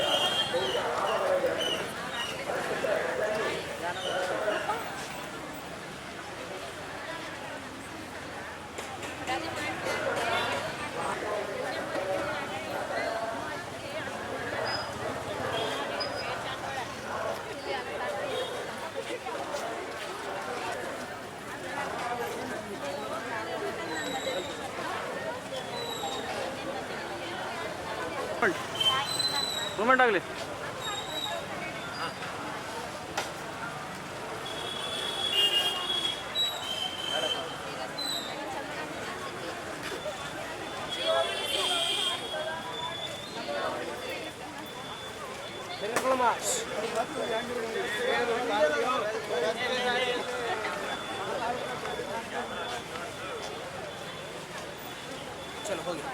ಮೊದಲನೇದಾಗಿ ನಾನು ಯಾಕೆ ಬಂದಿರೋದು ಅಂದರೆ ನಂಬರ್ 1 ನಮ್ಮ ಜಿಲ್ಲೆಯಲ್ಲಿ ಪ್ರತಿ ವರ್ಷ ಆಲ್ಮೋಸ್ಟ್ 300 ಜನ ರೋಡ್ ಆಕ್ಸಿಡೆಂಟ್ಸಲ್ಲಿ ಸತ್ತೋಗ್ತಾ ಇದ್ದಾರೆ. One of the main reasons ಇದಕ್ಕೆ ಏನಂದರೆ ಗೋಲ್ಡನ್ ಅವರಲ್ಲಿ ಅವರದು ಇಮಿಡಿಯೇಟ್ ಟ್ರೀಟ್ಮೆಂಟ್ ಆಗಬೇಕು. ಟ್ರೀಟ್ಮೆಂಟ್ ಆಗಬೇಕಾದ್ರೆ blood is number 1 compulsory. So ಕೆಲವೊಂದು ಸಲ ಬ್ಲಡ್ ಕೊರತೆಯಿಂದ ಎಸ್ಪೆಷಲಿ ಓ ನೆಗೆಟಿವ್, ಇದು ಯಾವುದಾದ್ರು ರೇರ್ ಗ್ರೂಪ್ಸ್ ಇದೆ, A negative, B negative, O negative, A B negative. So ಈ ಥರ ಎಲ್ಲ ನೆಗೆಟಿವ್ ಬ್ಲಡ್ ಗ್ರೂಪ್ಸ್ ಯಾರ್ಯಾರು ಇದ್ದೀರಾ, ನಾನು ಮತ್ತೆ ಅವ್ರಿಗೆ ಒಂದ್ಸಲ ಈ ಮೂಲಕ, ಮಾಧ್ಯಮದ ಮೂಲಕ ಹಾಗೂ ಸಾರ್ವಜನಿಕರಿಗೆ ವಿನಂತಿ ಮಾಡ್ತೀನಿ, ನಾವು ಎಲ್ಲರೂ ಸ್ವಯಂ ಪ್ರೇರಿತವಾಗಿ ಬಂದು ಬ್ಲಡ್ ಡೊನೇಟ್ ಮಾಡಬೇಕು. ಸೊ ದ್ಯಾಟ್ ನಮ್ಮ ರಾಯಚೂರು ಜಿಲ್ಲೆಯಲ್ಲಿ ರಸ್ತೆ ಅಪಘಾತದಿಂದ ಏನು ಸತ್ತೋಗ್ತಾ ಇದ್ದಾರೆ ಜನ, ಅದನ್ನು ನಾವು ತಡೆ ಹಿಡಿಬೋದು. ಆ್ಯಂಡ್ ಇನ್ನೊಂದು ಏನು ಅಂದರೆ ಹೆಲ್ಮೆಟ್ ಹಾಕೊಳ್ಳಿ. ನೀವು ಫಸ್ಟ್ ಹೆಲ್ಮೆಟ್ ಹಾಕ್ಕೊಂಡ್ರೆ ಬ್ಲಡ್ ಹೆಮರೇಜ್ ಏನಾಗ್ತಾ ಇದೆ ನಿಮ್ಮ ತಲೆಯಲ್ಲಿ ಅದು ಫಸ್ಟ್ ನಿಲ್ಲುತ್ತೆ. ಹೆಲ್ಮೆಟ್ ಹಾಕಿದರೆ ನಿಮ್ಮ ತಲೆ ಮೊಟ್ಟೆ ಇದ್ದಂಗೆ, ಅದನ್ನು ಒಂದ್ಸಲ ಮುಡಿದೋದ್ರೆ ವಾಪಸ್ ಬರಲ್ಲ. ಸೊ ಫಸ್ಟ್ ಹೆಲ್ಮೆಟ್ ಹಾಕೊಳ್ಳಿ. ತದನಂತರ ಏನು ಬೇರೆ ಬಾಡಿ ಪಾರ್ಟ್ಸಲ್ಲಿ ಆಕ್ಸಿಡೆಂಟಲ್ಲಿ ಆಗಿದೆ ಅದು ಬ್ಲಡ್ ರಿಪ್ಲೇಸ್ ಎಲ್ಲ ಮಾಡ್ಬೋದು. ಬಟ್ ಹೆಲ್ಮೆಟ್ ಹಾಕೊಳ್ಳಿ. And A negative, B negative, O negative, A B negative ಯಾರ್ಯಾರು ಇದ್ದೀರಾ ದಯವಿಟ್ಟು ಎಲ್ಲರೂ ಬ್ಲಡ್ ಡೊನೇಟ್ ಮಾಡಿ. ನಾನು ಕೂಡ ಮಾಡಿದ್ದೀನಿ, ಸುಮಾರು ಒಂದು 16 ಟೈಮ್ಸ್ ಮಾಡಿದ್ದೀನಿ. ಸೊ ತಾವು ಎಲ್ಲರೂ ಕೂಡ ಥ್ಯಾಂಕ್ ಯು. ಆರೋಗ್ಯ ಮತ್ತು ಕುಟುಂಬ ಕಲ್ಯಾಣ ಇಲಾಖೆ ಅಧಿಕಾರಿ ಡಾಕ್ಟರ್ ಸುರೇಂದ್ರ ಬಾಬು ಮಾತನಾಡಿ, ಜಿಲ್ಲೆಯಲ್ಲಿ ರಕ್ತದಾನದ ಬಗ್ಗೆ ಜನರಲ್ಲಿ ಇನ್ನೂ ಸಮರ್ಪಕ ಜಾಗೃತಿ ಕೊರತೆ ಇದೆ. ರಕ್ತದಾನ ಮಾಡುವುದರಿಂದ ಯಾವುದೇ ಅಡ್ಡ ಪರಿಣಾಮ ಉಂಟಾಗುವುದಿಲ್ಲ. ಬದಲಾಗಿ ದೇಹದಲ್ಲಿ ಹೊಸ ರಕ್ತ ಕಣಗಳು ಉತ್ಪತ್ತಿಯಾಗುವುದರಿಂದ ಆರೋಗ್ಯದ ಮೇಲೂ ಉತ್ತಮ ಪರಿಣಾಮ ಬೀರುತ್ತದೆ ಎಂದರು. ರಕ್ತವಿಲ್ಲದೆ ಅನೇಕ ಜೀವಗಳನ್ನು ಉಳಿಸಲು ಸಾಧ್ಯವಿಲ್ಲ. ರಕ್ತದಾನ ಮಾಡಿದರೆ ಜೀವಗಳನ್ನು ಉಳಿಸಲು ಸಾಧ್ಯವಾಗುತ್ತದೆ. ಆದ್ದರಿಂದ ಜನರು ಜಾಗೃತರಾಗಿ ರಕ್ತದಾನ ಮಾಡುವ ಮೂಲಕ ಜೀವ ಉಳಿಸಬೇಕು ಎಂದರು. ವಿಶ್ವ ರಕ್ತದಾನಿಗಳ ದಿನದ ಅಂಗವಾಗಿ ಹಮ್ಮಿಕೊಂಡಿರುವ ಜಾಗೃತಿ ಜಾಥಾದ ಮೂಲಕ ಹೆಚ್ಚಿನ ಸಂಖ್ಯೆಯಲ್ಲಿ ಜನರು ಸ್ವಯಂ ಪ್ರೇರಿತರಾಗಿ ಮುಂದೆ ಬಂದು ರಕ್ತದಾನ ಮಾಡಬೇಕು. ವಿದ್ಯಾರ್ಥಿಗಳು, ವಿವಿಧ ಸಂಘ ಸಂಸ್ಥೆಗಳ ಪದಾಧಿಕಾರಿಗಳು, ಇಲಾಖೆಗಳ ನೌಕರರು ಹಾಗೂ ಸಾರ್ವಜನಿಕರು ರಕ್ತದಾನದಲ್ಲಿ ಭಾಗವಹಿಸಬೇಕು ಎಂದು ಮನವಿ ಮಾಡಿದರು. ಇದರ ಮುಖ್ಯ ಉದ್ದೇಶ ನಿಮಗೆಲ್ಲ ಗೊತ್ತಿದೆ, ರಕ್ತ ಎಷ್ಟು ಮುಖ್ಯ ಅನ್ನೋದು. ರಕ್ತ ಇಲ್ಲಾಂದರೆ ಸಾಕಷ್ಟು ಜೀವಹಾನಿಯಾಗುವಂಥ ಪರಿಸ್ಥಿತಿ ಇದೆ. ಇವತ್ತು ಎಷ್ಟೋ ರಕ್ತದಾನಿಗಳು ಕ್ರಿಟಿಕಲ್ ಸಮಯದಲ್ಲಿ ರಕ್ತದಾನ ಮಾಡೋದ್ರಿಂದ ನಾವು ಬಿಲಿಯನ್ಸ್ ಆಫ್ ಜೀವಗಳನ್ನು ಉಳಿಸಿದ್ದೀವಿ ಅಂತ ಈ ಸಂದರ್ಭದಲ್ಲಿ ಹೇಳೋಕ್ಕೆ ಇಷ್ಟಪಡ್ತಾ ಇದ್ದೀವಿ. ಸೊ ಇವತ್ತು ನಾವು ರಾಯಚೂರು ಜಿಲ್ಲೆಯಲ್ಲಿ ವಿಶೇಷವಾಗಿ ರಕ್ತದಾನಿಗಳ ಒಂದು ಅವೇರ್ನೆಸ್ ಜಾಥಾವನ್ನು ಏರ್ಪಡಿಸಿದ್ವಿ. ಇದರ ಮುಖ್ಯ ಉದ್ದೇಶ ರಾಯಚೂರು ಜಿಲ್ಲೆಯಲ್ಲಿ ಈಗಾಗಲೇ ನಮಗೆ ಜನಸಂಖ್ಯೆಗೆ ಅನುಗುಣವಾಗಿ 22 ಲಕ್ಷ ಅಂದರೆ 1% of the population we required blood units ಅನ್ನು, ಅಂದರೆ 22,000 ಬ್ಲಡ್ ಯೂನಿಟ್ಗಳು ಬೇಕು. ಇದು ಕೇವಲ ಮನುಷ್ಯನು ದಾನ ಮಾಡಿದರೆ ಮಾತ್ರ ಇದು ಸಿಗುತ್ತೆ. ಹಾಗಾಗಿ ಎಲ್ಲರೂ ನಮ್ಮ ಸಂಘ ಸಂಸ್ಥೆಗಳು, ಎಲ್ಲ ಕಾಲೇಜಿನ ವಿದ್ಯಾರ್ಥಿಗಳು, ಎಲ್ಲ ನಮ್ಮ ವಿಶೇಷವಾಗಿ ಬ್ಲಡ್ ಬ್ಯಾಂಕ್ ಅಸೋಸಿಯೇಷನ್ ಏನಿದ್ದಾರೆ ಬ್ಲಡ್ ಬ್ಯಾಂಕ್ ಸಂಸ್ಥೆಗಳು ಕೂಡ, ಮತ್ತು ಸಾರ್ವಜನಿಕರು ಕೂಡ, ಮತ್ತು ಬೇರೆ ಬೇರೆ ಇಲಾಖೆಯಲ್ಲಿ ಕರ್ತವ್ಯ ನಿರ್ವಹಿಸಿದಂಥ ನೌಕರರು ಕೂಡ ತಾವೇ ಸ್ವಯಂ ಪ್ರೇರಿತರಾಗಿ ಮುಂದೆ ಬಂದು ರಕ್ತದಾನ ಮಾಡಬೇಕಂತ ಈ ಸಂದರ್ಭದಲ್ಲಿ ಎಲ್ಲರೂ ನಾನು ಕೇಳ್ಕೊತೀನಿ. ಸೊ ಹಾಗಾಗಿ ಪ್ರತಿ ವರ್ಷ ನಾವು ಜೂನ್ 14 ಇದು ಮುಖ್ಯ ಉದ್ದೇಶ. ನಿಮ್ಗೆ ಗೊತ್ತಿದ್ದಂತೆ ABO ಬ್ಲಡ್ ಗ್ರೂಪ್ ಕಂಡಿಡಿದಂಥ ಕಾರ್ಲ್ ಲ್ಯಾಂಡ್ಸ್ಟೀನ್ ಅವರ ಒಂದು ಜನ್ಮದಿನ ಅಂಗವಾಗಿ ನಾವು ಇದನ್ನು ಆಚರಣೆ ಮಾಡ್ತಾ ಇದ್ವಿ. ಇದು ಜೊತೆಗೆ ಯಾರು ರಕ್ತ ದಾನ ಮಾಡಿರ್ತಾರ, ಕೇವಲ ಅವ್ರದ್ದು ರಕ್ತ ಪಡೆದು ನಾವು ಅವ್ರನ್ನ ಡಿಸ್ಕಾರ್ಡ್ ಮಾಡೋದು ಬೇಡ. ಆ ದಾನಿಗಳನ್ನು ಸ್ಮರಿಸುವಂಥ ಭಾಳ ಒಂದು ಏನು ಸಂದರ್ಭ ಇದು. ಸೊ ಎಲ್ಲ ದಾನಿಗಳಿಗೆ ವಿಶೇಷವಾಗಿ ಯಾರು ಇವತ್ತು ಅತಿ ಹೆಚ್ಚು ಬಾರಿ ರಕ್ತದಾನ ಮಾಡಿರ್ತಾರೆ ಅವ್ರಿಗೆ ನಾವು ಇವತ್ತು ಸನ್ಮಾನ ಕೂಡ ಇಟ್ಕೊಂಡಿವಿ. ವಿಶೇಷವಾಗಿ ನಮ್ಮ ಮುಂದೆ ಇದ್ದಾರೆ ಸ್ವಾಮಿಗಳು, ಬಿಲ್ಕಲ್ ಸ್ವಾಮಿ ಅಂತ 78 ಟೈಮ್ಸ್ ಹ್ಯಾಸ್ ಡೊನೇಟೆಡ್. ಸೊ ಹಾಗೆ ಸಾಕಷ್ಟು ಜನ 70 ಸಲ 60 ಸಲ 25 ಸಲ ಭಾಳಷ್ಟು ಜನ ಡೊನೇಟ್ ಮಾಡಿದವರಿದ್ದಾರೆ. ಅಂಥವ್ರಿಗೆ ನಾವು ಇವತ್ತು ಗುರುತಿಸ್ತೀವಿ.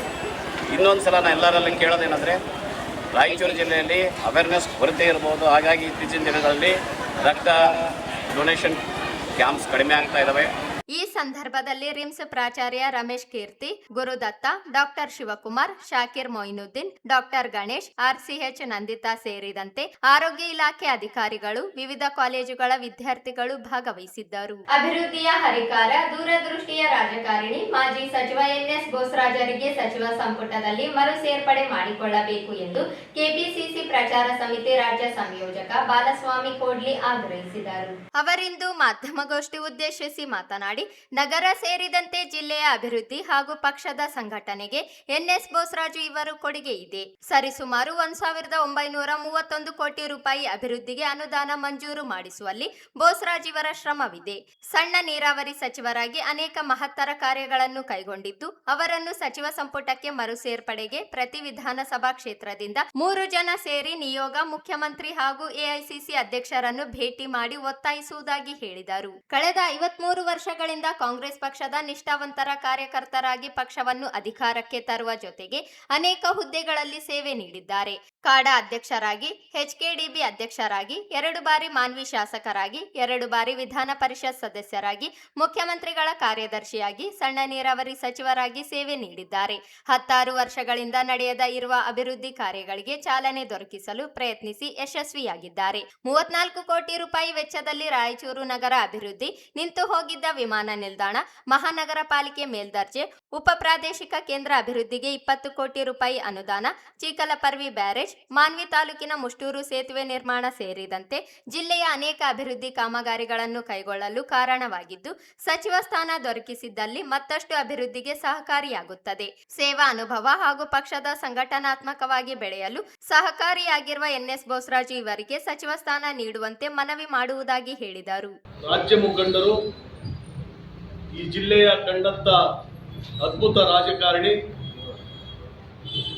ಪ್ರಗತಿಪರ ಚಿಂತಕರು, ಅಭಿವೃದ್ಧಿಯ ಹರಿಕಾರರಾದಂಥ ನಮ್ಮ ನಾಯಕರಾದಂಥ ಮಾಜಿ ಮಂತ್ರಿಗಳಾದಂಥ ಎನ್ಎಸ್ ಬೋಸರಾಜ್ ಸಾಹೇಬರನ್ನ ಮತ್ತೊಮ್ಮೆ ಮಂತ್ರಿಗಳನ್ನಾಗಿ ಮಾಡಬೇಕಂತ ಹೇಳಿ ಮುಖ್ಯಮಂತ್ರಿಗಳಿಗೆ, ರಾಜ್ಯ ಮುಖಂಡರುಗಳಿಗೆ, ಸನ್ಮಾನ್ಯ ಎಐಸಿಸಿ ಅಧ್ಯಕ್ಷರಾದಂಥ ಮಲ್ಲಿಕಾರ್ಜುನ ಸಾಹೇಬರಿಗೆ, ಸುರ್ಜಿವಾಲ ಸಾಹೇಬರಿಗೆ, ವೇಣುಗೋಪಾಲ್ ಸಾಹೇಬರಿಗೆ ಈ ಮೂಲಕ ಒತ್ತಾಯ ಮಾಡೋದಕ್ಕೋಸ್ಕರ ನಾವು ತಮ್ಮ ಮುಂದೆ ಪತ್ರಿಕಾಗೋಷ್ಠಿಯನ್ನು ನಡೆಸಲಿಕ್ಕೆ ಇಷ್ಟಪಡ್ತಾ ಇದ್ದೀವಿ. 55-53 ವರ್ಷಗಳಿಂದ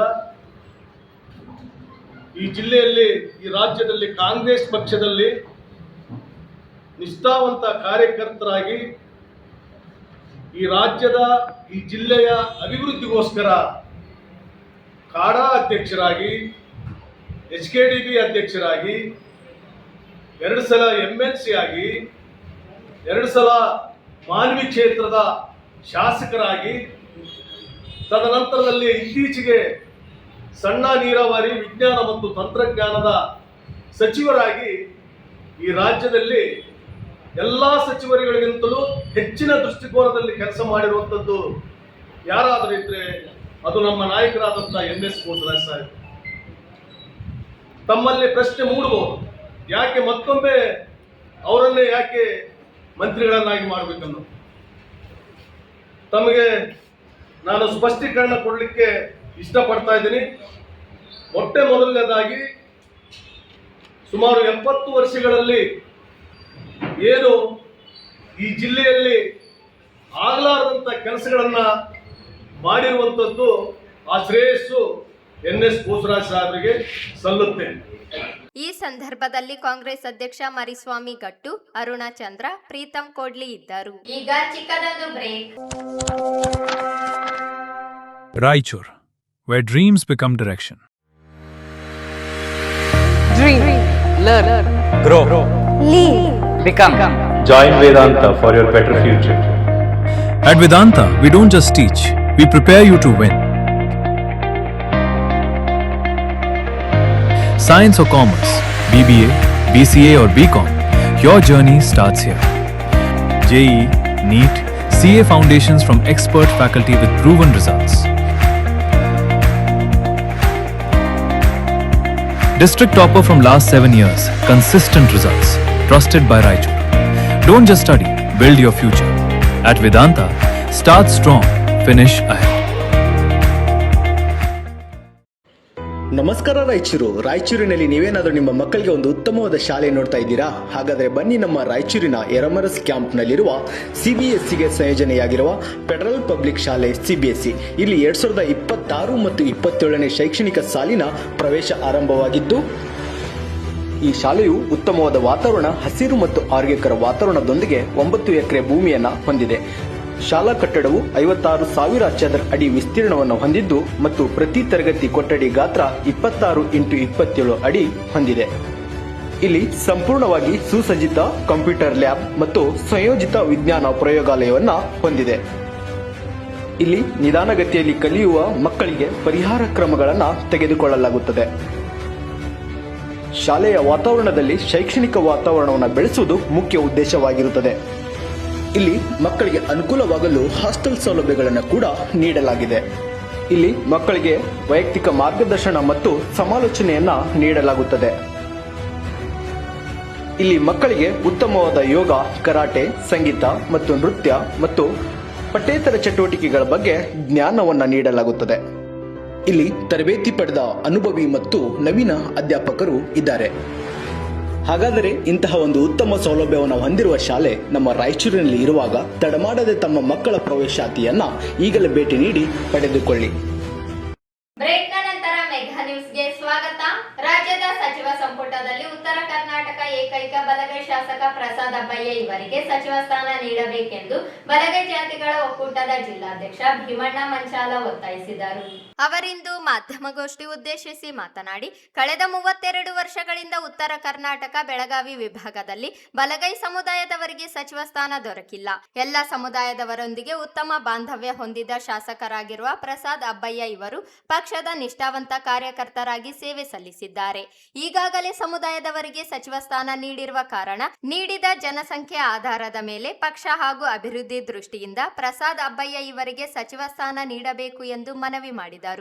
ಪತ್ರಿಕಾಗೋಷ್ಠಿ ಈ ಸುದ್ದಿಗೋಷ್ಠಿಯನ್ನು ಮಾಡುವ ಮುಖ್ಯ ಉದ್ದೇಶ ಸನ್ಮಾನ್ಯ ಶ್ರೀ ಡಿ ಕೆ ಶಿವಕುಮಾರ್ ಕರ್ನಾಟಕ ರಾಜ್ಯ ಮುಖ್ಯಮಂತ್ರಿಗಳು ಅವರ ನೇತೃತ್ವದ ಸಚಿವ ಸಂಪುಟದಲ್ಲಿ ಉತ್ತರ ಕರ್ನಾಟಕದಿಂದ ಏಕೈಕ ಶಾಸಕರಾಗಿ ಸನ್ಮಾನ್ಯ ಶ್ರೀ ಪ್ರಸಾದ್ ಅಬ್ಬಯ್ಯ ಅವರನ್ನು ಗುರುತಿಸಿ ಸಚಿವರನ್ನಾಗಿ ಮಾಡಬೇಕೆಂದು ಮನವಿ.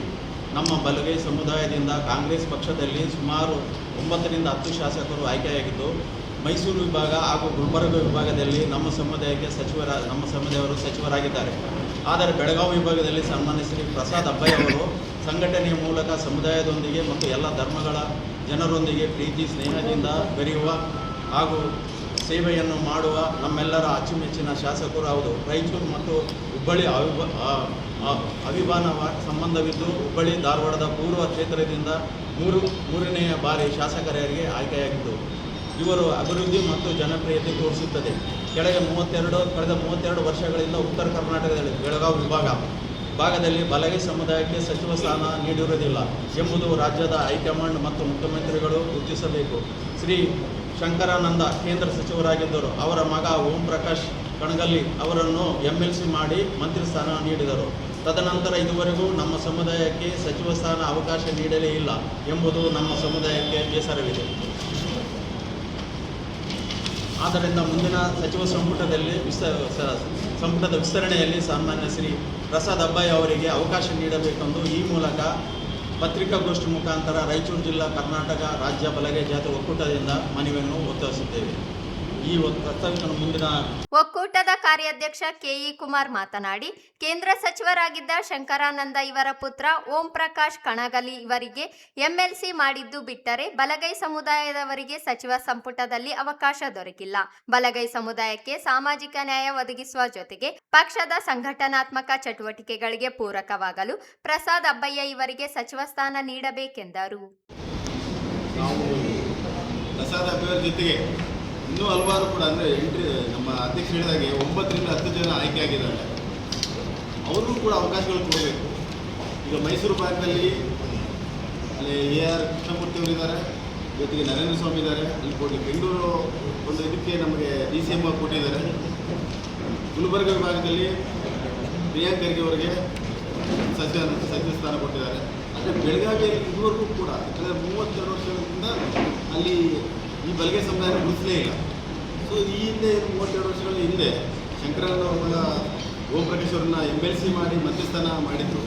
ಅದೇ ರೀತಿಯಲ್ಲಿ ಕೂಡ DK ಶಿವಕುಮಾರ್ ಸಾಹೇಬರ ನೇತೃತ್ವದ ಸರ್ಕಾರದಲ್ಲಿ ಪ್ರಸಾದ್ ಅಬ್ಬಯ್ಯ ಸಾಹೇಬರನ್ನ ನೇಮಿಸಿ ಸಚಿವ ಸ್ಥಾನ ಕೊಟ್ಟರೆ ಆ ಭಾಗದಲ್ಲಿ ಕೂಡ ಹೆಚ್ಚಿನ ರೀತಿಯಲ್ಲಿ ಸಂಘಟನಾತ್ಮಕ ಆಗಿರ್ಬೋದು ಅಥವಾ ಸಮುದಾಯವನ್ನು ಒಗ್ಗಟ್ಟು ಮಾಡುವಂಥದ್ದು ಮುಂದೆ ಕಾಂಗ್ರೆಸ್ಗೆ ಲಾಭ ಆಗುತ್ತೆ ಅನ್ನೋ ಒಂದು ವಿಚಾರವನ್ನು ನಾವು ಈ ಪತ್ರಿಕಾ ಗೋಷ್ಠಿ ಮುಖಾಂತರ ಹೇಳಕ್ಕೆ ಇಷ್ಟಪಡ್ತೀವಿ. ಯಾಕೆಂದರೆ 3 ಬಾರಿ ಅವರು ಶಾಸಕರಾಗಿ ಆಯ್ಕೆಯಾಗಿದ್ದಾರೆ.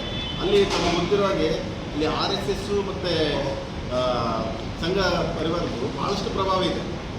ಹುಬ್ಬಳ್ಳಿ ಮತ್ತು ಇದರಲ್ಲಿ ಅಂದರೆ ಪ್ರಹ್ಲಾದ್ ಜೋಶಿ ಅಂದರೆ ಬಹಳ ದೊಡ್ಡ ಇದು ಇಡೀ ಕೇಂದ್ರ ಸರ್ಕಾರದಲ್ಲಿ ನಾವೇನಾದರೂ ಗುರುತಿಸ್ಕೊಳ್ಬೇಕಂದ್ರೆ ಮೋದಿಯವರ ನಂತರ ನಾವು ಗುರುತಿಸ್ಕೊಳ್ಳೋದು ನಮ್ಮ ಪ್ರಹ್ಲಾದ್ ಜೋಶಿ ಅವರು ನಮ್ಮ ಭಾಗದವರು. ಅಂಥ ಒಂದು ಪ್ರಭಾವ ಇರುವಂಥ ಕ್ಷೇತ್ರಗಳಲ್ಲಿ ಜಿಲ್ಲೆಯಲ್ಲಿ ಕಂಟಿನ್ಯೂ ಆಗಿ 3 ಬಾರಿ ಕೂಡ ಪ್ರಸಾದ್ ಅಬ್ಬಾಯಿ ಅವರು ಈ ಒಂದು ಆ ಕ್ಷೇತ್ರದಿಂದ ಆಯ್ಕೆ ಆಗ್ತಿದ್ದಾರೆ ಅಂದರೆ ಅವರ ಅಭಿವೃದ್ಧಿ ಕಾರ್ಯಗಳಾಗಿರ್ಬೋದು ಮತ್ತು ಅಲ್ಲಿರುವ ಆ ಜನರಿಂದ ಪಡೆಯುವಂಥ ಪ್ರೀತಿ ವಿಶ್ವಾಸ ಇರ್ಬೋದು. ಅದ್ರ ಜೊತೆಗೆ ನಾವು ಯಾಕೆ ಹೇಳ್ತೇವೆ ಅಂದರೆ ಈಗ ರಾಯಚೂರಿಗೆ ಮತ್ತು ಪ್ರಸಾದ್ ಅಬ್ಬಾಯಿ ಅವರಿಗೆ ಒಂದು ಒಡನಾಟ, ನಮ್ಮ ಒಂದು ಇಲ್ಲಿ ಕೂಡ ನಮ್ಮ ರಿಲೇಷನ್ಸ್. ನಾವು ಅವರು ಯಾವಾಗಲೂ ಕೇಳಿದ್ರೆ ಅವರು ಆಲ್ಮೋಸ್ಟ್ ಅವ್ರು ಏನಂತಾರೆ, ನಾನು ರಾಯಚೂರಿನವರೇ ಮೂಲಕ ಅಂತ ಹೇಳ್ತಾರೆ. ನಾವು ಮಾತ್ರ ಯಾವಾಗ ಹೇಳ್ತೀವಿ ನಾವು ರಾಯಚೂರಿಂದ ಬಂದಿದ್ದೀವಿ ಸರ್, ನಾನು ಬೇರೆಯವನಲ್ಲಪ್ಪ ನಿಮ್ಮೂರವನೇ ಅಂತ ಹೇಳಿ. ಹಾಗೆ ಆ ಒಂದು ನಿಕಟ ಸಂಬಂಧ ಇರೋದ್ರಿಂದ ನಾವು ಈ ಒಂದು ಪತ್ರಿಕೆಗೋಷ್ಠಿ ಮುಖಾಂತರ ಪ್ರಸಾದ್ ಅಬ್ಬಾಯಿ ಅವರಿಗೆ ಯಾಕೆ ಕೊಡಬಾರ್ದು, ಯಾಕಂದರೆ ಆ ಭಾಗದಲ್ಲಿ ಗುರುತಿಸಬೇಕು. ಬೆಳಗಾವಿ ವಿಭಾಗದಲ್ಲಿ ಗುರುತಿಸಿರೋದ್ರಿಂದ ಆ ಪಕ್ಷಕ್ಕೂ ಒಂದು ರೀತಿಯ ಶಕ್ತಿ ತುಂಬುತ್ತೆ, ಅದ್ರ ಜೊತೆಗೆ ಸಮುದಾಯಕ್ಕೂ ಕೂಡ ಒಂದು ರೀತಿಯ ಏನು ಬೇಸರ ಇದೆ ಆ ಬೇಸರನ ಕಳಿಸ್ದಂಗೆ ಆಗುತ್ತೆ. ಇಲ್ಲಾಂದರೆ ಮುಂದಿನ ದಿನಗಳಲ್ಲಿ ಆ ರೀತಿ ಗುರುತಿಸಲಿಲ್ಲ ಅಂದರೆ ಯಾಕಪ್ಪ ನಾವು ಇವರಿಗೆ ಮತ ಚಲಾಯಿಸಬೇಕು ಅನ್ನೋ ಒಂದು ಇದನ್ನು ಆ ಕಾಂಗ್ರೆಸ್ಗೆ ಹೋಗ್ಬೋದು ಅನ್ನೋದು ಕೂಡ ಅವರು ಮನಗಾಣು.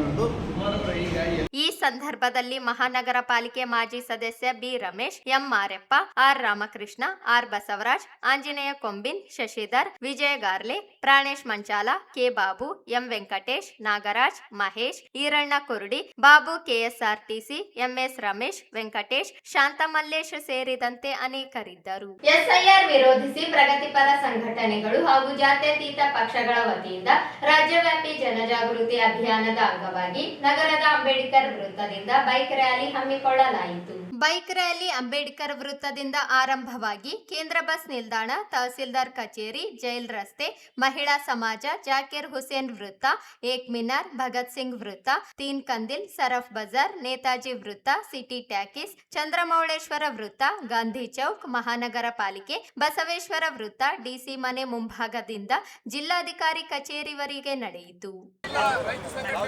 ಕಾರ್ಮಿಕ ಸಂಘಟನೆಗಳು ಎಲ್ಲ ಕಮ್ಯುನಿಟಿ ಪಾರ್ಟಿಗಳು ಮಾಡ್ತಾ ಇದೆ. ಈ ಪ್ರಕ್ರಿಯೆಯನ್ನ ನಾವು ವಿರೋಧಿಸ್ತಾ ಇದ್ದೀವಿ ಮತ್ತು ಈ ಒಂದು ಜಾಗೃತಿಗಾಗಿ ಯೂತ್ ಕಾಂಗ್ರೆಸ್ ಕಸಿತಿರೋ ಎಸ್ಐಆರ್ ರದ್ದಾಗಲೇಬೇಕು, ವಿರೋಧಿ ಎಸ್ಐಆರ್ ರದ್ದಾಗಲೇಬೇಕು.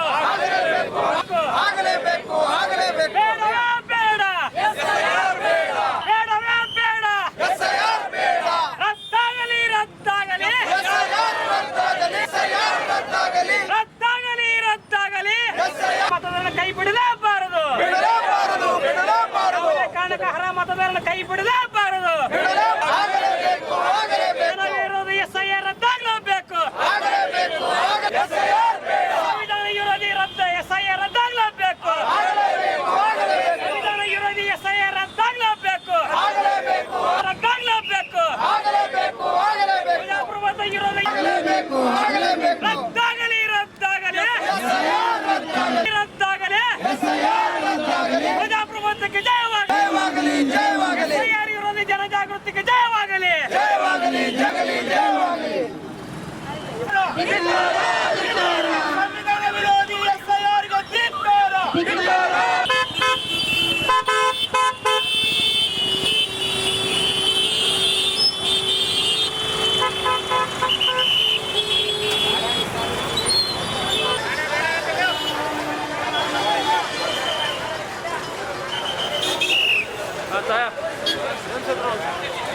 अंबेडकर सर्कल हाँ बाइक रैली हाँ लेट A1 वाले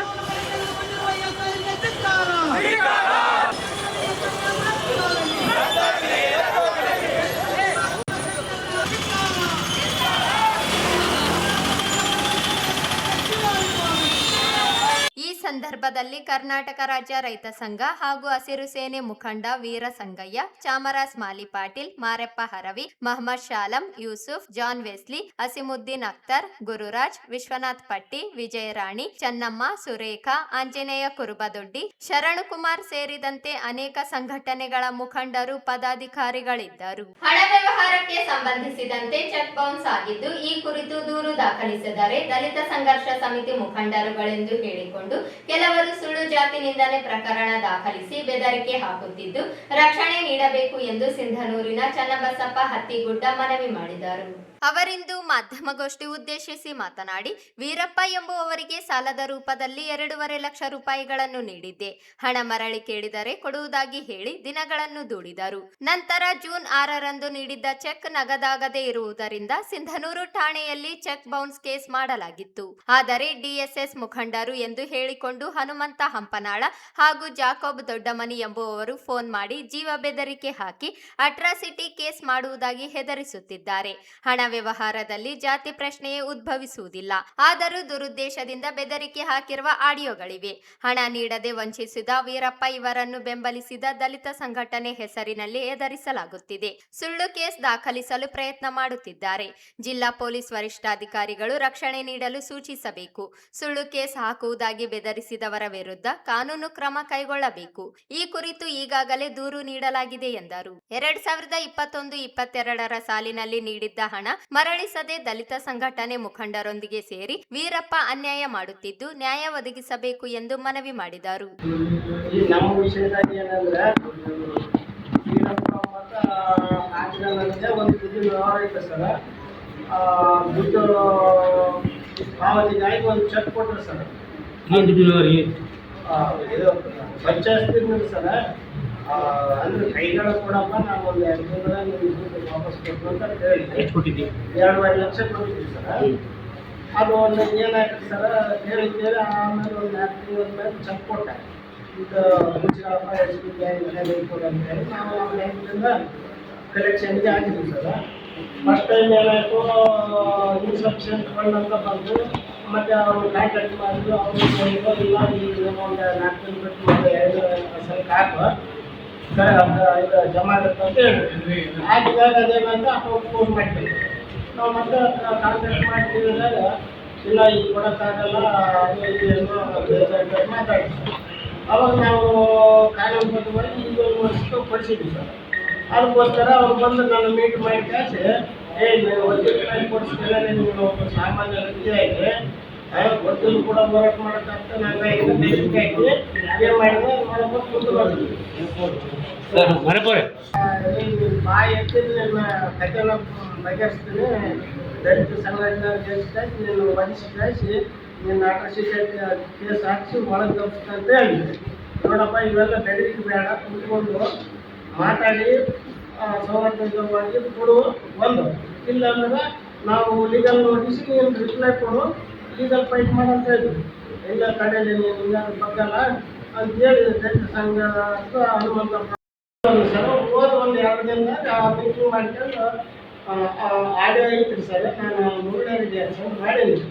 ಅವೆಲ್ಲ ಬೆದರಿಕೆ ನಮ್ಮ ಎಲ್ಲ ಅವರು ನಿಮ್ಮ ಕಳ್ಸಿರಿ ಸರ್ ದಯವಿಟ್ಟು ಅವ್ರಿಗೆ ಹೇಳಿ ಹೋದಾಗ 3-4 ದಿನದಾಗ ಒಂದು ಕಾಲ್ ಬಂತಿರಲಿಲ್ಲ. ಜಾಕೋಬ ದೊಡ್ಡಮನಿ ಅಂತೇಳಿ ನಾನು ದಲಿತ ಸಂಘಟನೆಯ ರಾಜ್ಯಾಧ್ಯಕ್ಷ, ಜಿಲ್ಲಾಧ್ಯಕ್ಷ ಹಿಂಗ ರೋಷನ್ಯ ಮಾತಾಡಿದ್ರು. ಏನೇನು ಹೇಳ್ತೀವಿ ನಮ್ಮ ಕೊಡ್ತಗನ್ನು ನಾವು ಬಗೆಹರಿಸ್ಕೊಳ್ತೀವಿ. ನೀವೆಲ್ಲ ಕೇಂದ್ರ ಆಗ್ಬಾರ್ದು. ಸುಮ್ಮನೆ ಅವ್ರ ಉದ್ದೇಶ ಏನಂತಂದ್ರೆ ಒಟ್ಟು ಸಂಘಟನೆ ಅಂತಂದ್ರೆ ನಾವು ಎಲ್ಲರ ಡಿಸ್ಕಸ್ ಮಾಡಿದ್ರೆ ಹೊಡ್ಕೊಳ್ಳೋದು. ಬಟ್ ನಾವು ಹೋಗಿ ಅಟ್ರಾಸಿಟಿ ಮಾಡಿ ಒಳಗಾಚಿಬಿಡೋದನ್ನ ಒಂದು ಈ ಸಂದರ್ಭದಲ್ಲಿ ಶಂಕರ್ ನಾಯಕ ತುರ್ವಿಹಾಳ ಇದ್ದರು. ನಗರದ ಅಂಬೇಡ್ಕರ್ ಹಾಸ್ಟೆಲ್ ಮುಂಭಾಗದಿಂದ ಕಳುವಾಗಿದ್ದ ಬೈಕ್ ಪ್ರಕರಣವನ್ನು ಭೇದಿಸಿರುವ ನೇತಾಜಿ ನಗರ ಪೊಲೀಸರು 3 ಆರೋಪಿಗಳನ್ನು ಬಂಧಿಸಿ ಒಟ್ಟು 11.29 ಲಕ್ಷ ರೂಪಾಯಿ ಮೌಲ್ಯದ 15 ಮೋಟಾರ್ ಸೈಕಲ್ಗಳನ್ನು ಜಪ್ತಿ ಮಾಡಿದ್ದಾರೆ. ಮೇ 21ರಿಂದ 25ರ ನಡುವಿನ ಅವಧಿಯಲ್ಲಿ ನಾರಾಯಣ ರಾಥೋಡ್ ಅವರು Bajaj Pulsar NS 200 KE3 HV 7049 bike ಕಳುವಾಗಿತ್ತು. ಆಗಿತ್ತು. ಈ ಸಂಬಂಧ ನೇತಾಜಿ ನಗರ ಪೊಲೀಸ್ ಠಾಣೆಯಲ್ಲಿ ಪ್ರಕರಣ ದಾಖಲಾಗಿತ್ತು. ಪ್ರಕರಣದ ತನಿಖೆಗಾಗಿ ಜಿಲ್ಲಾ ಪೊಲೀಸ್ ಅಧೀಕ್ಷಕ ಅರುಣಾಂಶುಗಿರಿ, ಹೆಚ್ಚುವರಿ ಪೊಲೀಸ್ ಅಧೀಕ್ಷಕರಾದ ಕುಮಾರಸ್ವಾಮಿ, ಹರೀಶ್ ಹಾಗೂ ರಾಯಚೂರು ಉಪವಿಭಾಗದ ಪೊಲೀಸ್ ಉಪಾಧೀಕ್ಷಕರ ಶಾಂತವೀರಯ್ಯ ಮಾರ್ಗದರ್ಶನದಲ್ಲಿ ಪಶ್ಚಿಮ ವೃತ್ತದ ಸಿಪಿಐ ಉಮೇಶ್ ಕಾಂಬ್ಳೆ ನೇತೃತ್ವದಲ್ಲಿ ವಿಶೇಷ ತಂಡವನ್ನು ರಚಿಸಲಾಗಿತ್ತು. ತನಿಖೆ ವೇಳೆ ಆರೋಪಿತರಾದ ಆಂಜನೇಯ ಅಲಿಯಾಸ್ ಅಂಜಿ, ಕಾರ್ತಿಕ್ ಅಲಿಯಾಸ್ ಆಲೋಡ್ ಕಾರ್ತಿಕ್ ಹಾಗೂ ಆಕಾಶ್ ಅಲಿಯಾಸ್ ಕಮಲಾಪುರ್ ಆಕಾಶ್ ಅವರನ್ನು ಬಂಧಿಸಲಾಗಿದೆ. ಅವರಿಂದ ಒಟ್ಟು 15 ಮೋಟಾರ್ ಸೈಕಲ್ಗಳನ್ನು ಜಪ್ತಿ ಮಾಡಲಾಗಿದ್ದು, ಅವುಗಳ ಅಂದಾಜು ಮೌಲ್ಯ 11.29 ಲಕ್ಷ ರೂಪಾಯಿ ಎಂದು ಪೊಲೀಸರು ತಿಳಿಸಿದ್ದಾರೆ. ಕಾರ್ಯಾಚರಣೆಯಲ್ಲಿ ಪಿಎಸ್ಐ ಬಸವರಾಜ್, ಪಿಎಸ್ಐ ಶಾರದಾ ಹಾಗೂ ಪೊಲೀಸ್ ಸಿಬ್ಬಂದಿ ಅಮರಪ್ಪ, ಶಿವರಾಜ್, ಅರುಣ್ ಕುಮಾರ್, ಮಲ್ಲಪ್ಪ, ದಳಪತಿ, ಮಲ್ಲೇಶ್ ವಾಕಟಿ, ಜಿ ಚಂದ್ರಶೇಖರ್ ಮತ್ತು ಮಲ್ಲಿಕಾರ್ಜುನ್ ಭಾಗವಹಿಸಿದ್ದರು.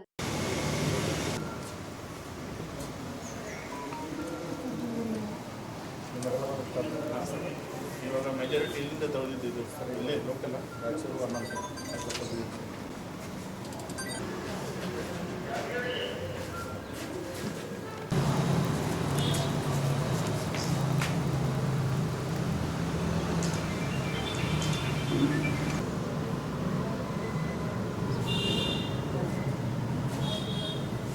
ಓಕೆ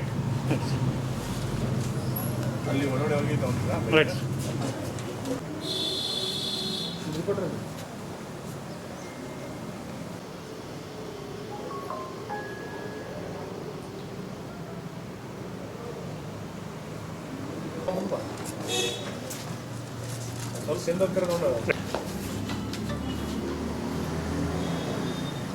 ಬಾ ನೀನು ವೇಟ್ರು ಬಾ ಚಂದ್ರು ಬಾ ಈ ಕಡೆ ಹೋಗ್ಬೋದು. ಓಕೆ ನೆಕ್ಸ್ಟ್ ಕೂತ್ಕೋ.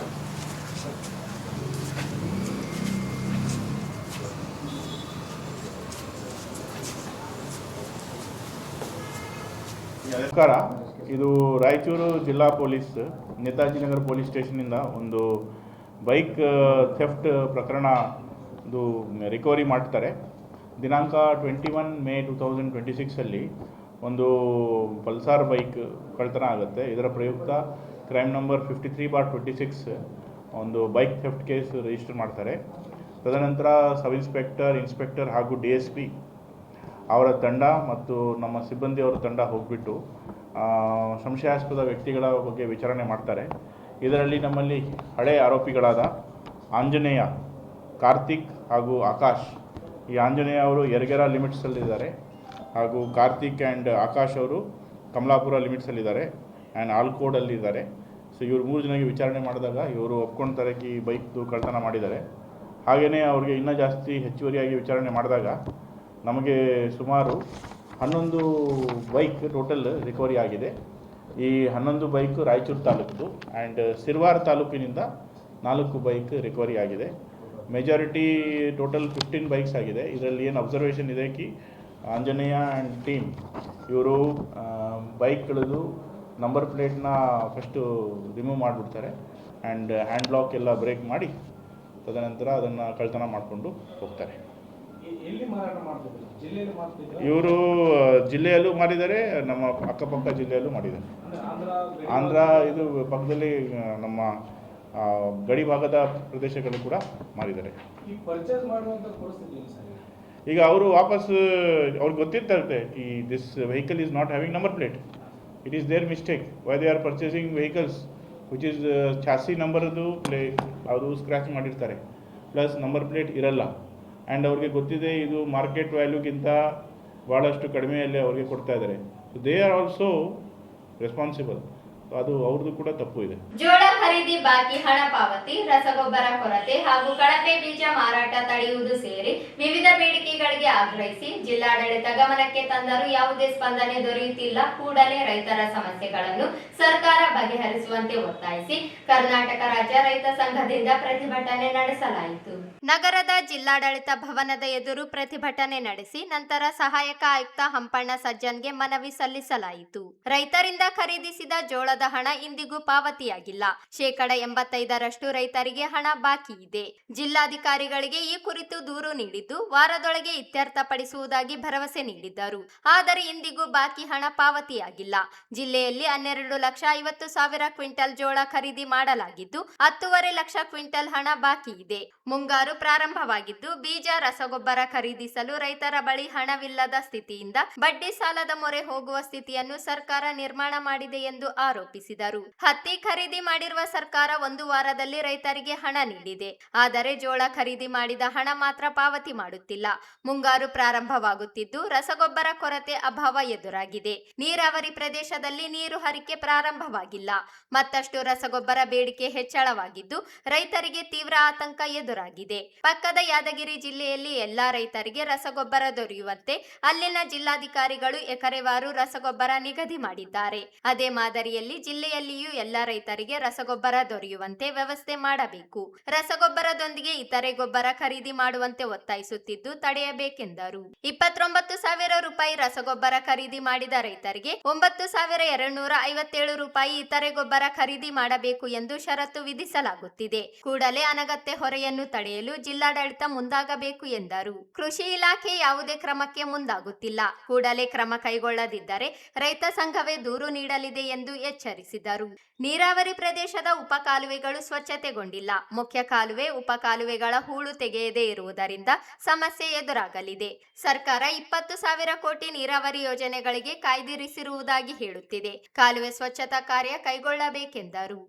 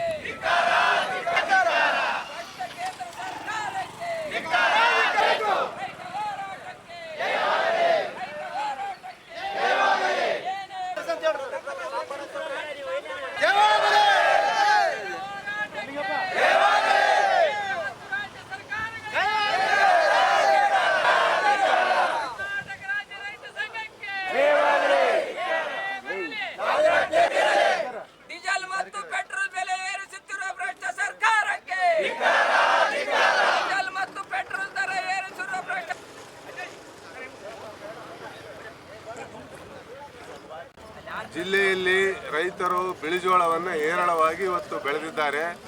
ಮುಂಗಾರು ಮತ್ತು ಹಿಂಗಾರು ಹಂಗಾಮಿನಲ್ಲಿ ಬಿಳಿಜೋಳವನ್ನು ಬೆಳೆದು ಇವತ್ತು ಸರ್ಕಾರದ ಬೆಂಬಲ ಬೆಲೆ ಅಡಿಯಲ್ಲಿ ಖರೀದಿ ಕೇಂದ್ರಗಳಿಗೆ ಇವತ್ತು ಮಾರಾಟ ಮಾಡಿದ್ದಾರೆ. ಮಾರಾಟ ಮಾಡಿ 3 ತಿಂಗಳಾದರೂ ಇನ್ನೂ ರೈತರ ಖಾತೆಗೆ ಹಣ ಜಮಾ ಆಗಿಲ್ಲ, ದುಡ್ಡು ಬಂದಿಲ್ಲ. ಈಗಾಗಲೇ ಮುಂಗಾರು ಪ್ರಾರಂಭ ಆಗಿದೆ. ರೈತರು ಕೃಷಿ ಚಟುವಟಿಕೆ ಮಾಡಬೇಕು, ಬೀಜ, ಗೊಬ್ಬರ, ಟ್ರ್ಯಾಕ್ಟರ್ ಎಲ್ಲ ಇತ್ಯಾದಿ ಅನೇಕ ಖರ್ಚುಗಳು ಇವತ್ತು ರೈತರಿಗೆ ಬರ್ತವೆ. ಅದಕ್ಕಾಗಿ ಏನಂತಂದ್ರೆ ಇವತ್ತು ರೈತರು ಅನಿವಾರ್ಯವಾಗಿ ಹೆಚ್ಚಿನ ಬಡ್ಡಿಗೆ ಸಾಲ ಮಾಡೋಂಥ ಪರಿಸ್ಥಿತಿ ಬಂದಿದೆ. ಇವತ್ತು ನಾವೇ ಬೆಳೆದು ಕೇಂದ್ರ ಸರ್ಕಾರದ ಯೋಜನೆಯಡಿ ಬೆಂಬಲ ಬೆಲೆ ಯೋಜನೆಯಡಿ ಇವತ್ತು ನಾವು ಕೊಟ್ಟಿದ್ದೀವಿ ಜೋಳವನ್ನು. 3 ತಿಂಗಳಾಯಿತು, ಇಲ್ಲಿಗೆ 3 ತಿಂಗಳಾಯಿತು, ಮಾರ್ಚ್ನಲ್ಲೇ ಕೊಟ್ಟಿದ್ದೀವಿ. ಆದರೆ ಇದುವರೆಗೂ ದುಡ್ಡು ಕೊಟ್ಟಿಲ್ಲ. ಹಿಂಗಾದರೆ ಏನು ಮಾಡಬೇಕು? ಜೊತೆಗೆ ರಸಗೊಬ್ಬರದ ಬೆಲೆ ಸಿಕ್ಕಾಪಟ್ಟೆ ಹೆಚ್ಚಿಗೆ ಮಾಡಿದ್ದಾರೆ. ಅದಕ್ಕೇನಂತಂದರೆ ಯಾವುದ್ಯಾವುದೋ ರೈತರಿಗೆ ಬೇಕಿಲ್ಲದ ಗೊಬ್ಬರವನ್ನು ಲಿಂಕ್ ಮಾಡಿ ಇವತ್ತು ಹೆಚ್ಚಿನ ಬೆಲೆಗೆ ಮಾರಾಟ ಮಾಡ್ತಿದ್ದಾರೆ.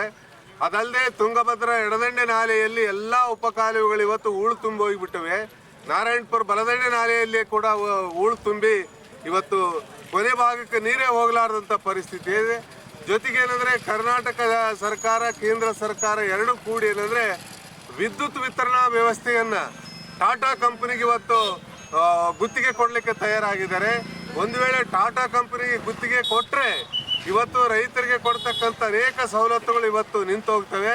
ಉದಾಹರಣೆಗಾಗಿ 200 ಯೂನಿಟ್ ಪುಕ್ಕಟೆ ಕೊಡ್ತಾರೆ, ರೈತರಿಗೆ 10 HP ವರೆಗೆ ಇವತ್ತು ನಡೀತಾ ಇದೆ. ಅದಕ್ಕಾಗಿ ಸರ್ಕಾರದ ಗಮನ ಸೆಳೆಯಲಿಕ್ಕೆ ಇವತ್ತು ನಾವು ಜಿಲ್ಲಾಧಿಕಾರಿಗಳ ಕಚೇರಿ ಮುಂದೆ ಧರಣಿ ಮಾಡಿ ಮಾನ್ಯ ಜಿಲ್ಲಾಧಿಕಾರಿಗಳ ರಾಯಚೂರು ಮುಖಾಂತರ ಮುಖ್ಯಮಂತ್ರಿಗಳಿಗೆ ಒಂದು ಪತ್ರವನ್ನು ಕಳಿಸ್ತಾ ಇದ್ದೀವಿ. ಸರ್ಕಾರ ಕೂಡಲೇ ಈ ವಿಷಯಗಳನ್ನು ಗಂಭೀರವಾಗಿ ಪರಿಗಣಿಸಿ ತುರ್ತು ಪರಿಹಾರ ಮಾಡಬೇಕಾಗಿ ನಾವು ಒತ್ತಾಯ ಮಾಡ್ತೀವಿ. ಈ ಸಂದರ್ಭದಲ್ಲಿ ಸಂಘದ ರಾಜ್ಯ ಗೌರವಾಧ್ಯಕ್ಷ ಚಾಮರಾಜ ಮಾಲಿ ಪಾಟೀಲ್, ಯಂಕಪ್ಪ ಕಾರಬಾರಿ, ದೊಡ್ಡ ಬಸನಗೌಡ, ಸುಗೋರಯ್ಯ ಆರ್ಎಸ್ ಮಠ, ಪ್ರಭಾಕರ್ ಪಾಟೀಲ್ ಇಂಗಳದಾಳ, ಬಸವರಾಜ್ ಮಾಲಿ ಪಾಟೀಲ್, ಬೂದಯ್ಯ ಸ್ವಾಮಿ, ಚಾಮರಾಜ ಜಾನೇಕಲ್, ಸಿದ್ದಯ್ಯ ಸ್ವಾಮಿ, ಲಿಂಗನಗೌಡ, ಬಾಲಾಜಿ ಸೇರಿ ಅನೇಕರಿದ್ದರು. ಕೊನೆಯಲ್ಲಿ ಮತ್ತೊಮ್ಮೆ ಹೆಡ್ಲೈನ್ಸ್. ಮತದಾರರ ಪಟ್ಟಿ ವಿಶೇಷ ಪರಿಷ್ಕರಣೆ ಹೆಸರಿನಲ್ಲಿ ಮತದಾರರ ಕಡಿತ ವಿರೋಧಿಸಿ ಜೂನ್ 20ರಂದು ಬೆಂಗಳೂರಿನಲ್ಲಿ ಸಮಾವೇಶ. ವೀರ ಸಂಗಯ್ಯ. ಜೂನ್ 19ರಂದು ವಿಕಸಿತ ಭಾರತ ಉದ್ಯೋಗ ಯೋಜನೆ ಫಲಾನುಭವಿಗಳ ಸಂವಾದ. ಹೊಸ ಉದ್ಯೋಗಿಗಳು ಉದ್ಯೋಗದಾರರಿಗೆ ಪ್ರೋತ್ಸಾಹಧನ. ಪಿಎಫ್ ಆಯುಕ್ತ ನೀರಜ್ ಕುಮಾರ್. ರೈತರ ವಿವಿಧ ಬೇಡಿಕೆಗಳಿಗೆ ಆಗ್ರಹಿಸಿ ಕರ್ನಾಟಕ ಪ್ರಾಂತ ರೈತ ಸಂಘದಿಂದ ಬೃಹತ್ ಪ್ರತಿಭಟನೆ. ವಿಶ್ವ ರಕ್ತದಾನ ದಿನಾಚರಣೆ. ರಕ್ತದಾನ ಮಾಡುವ ಮೂಲಕ ಜೀವ ಉಳಿಸಲು ಯುವಕರು ಮುಂದಾಗಿ. ಎಸ್ಪಿ ಅರುಣಾಂಶು ಡಿರಿ. ಹಿರಿಯ ನಾಯಕ ಎನ್ಎಸ್ ಬೋಸರಾಜರಿಗೆ ಸಚಿವ ಸ್ಥಾನ ನೀಡಲು ಪಕ್ಷದ ಹೈಕಮಾಂಡ್ ಬಳಿ ನಿಯೋಗ.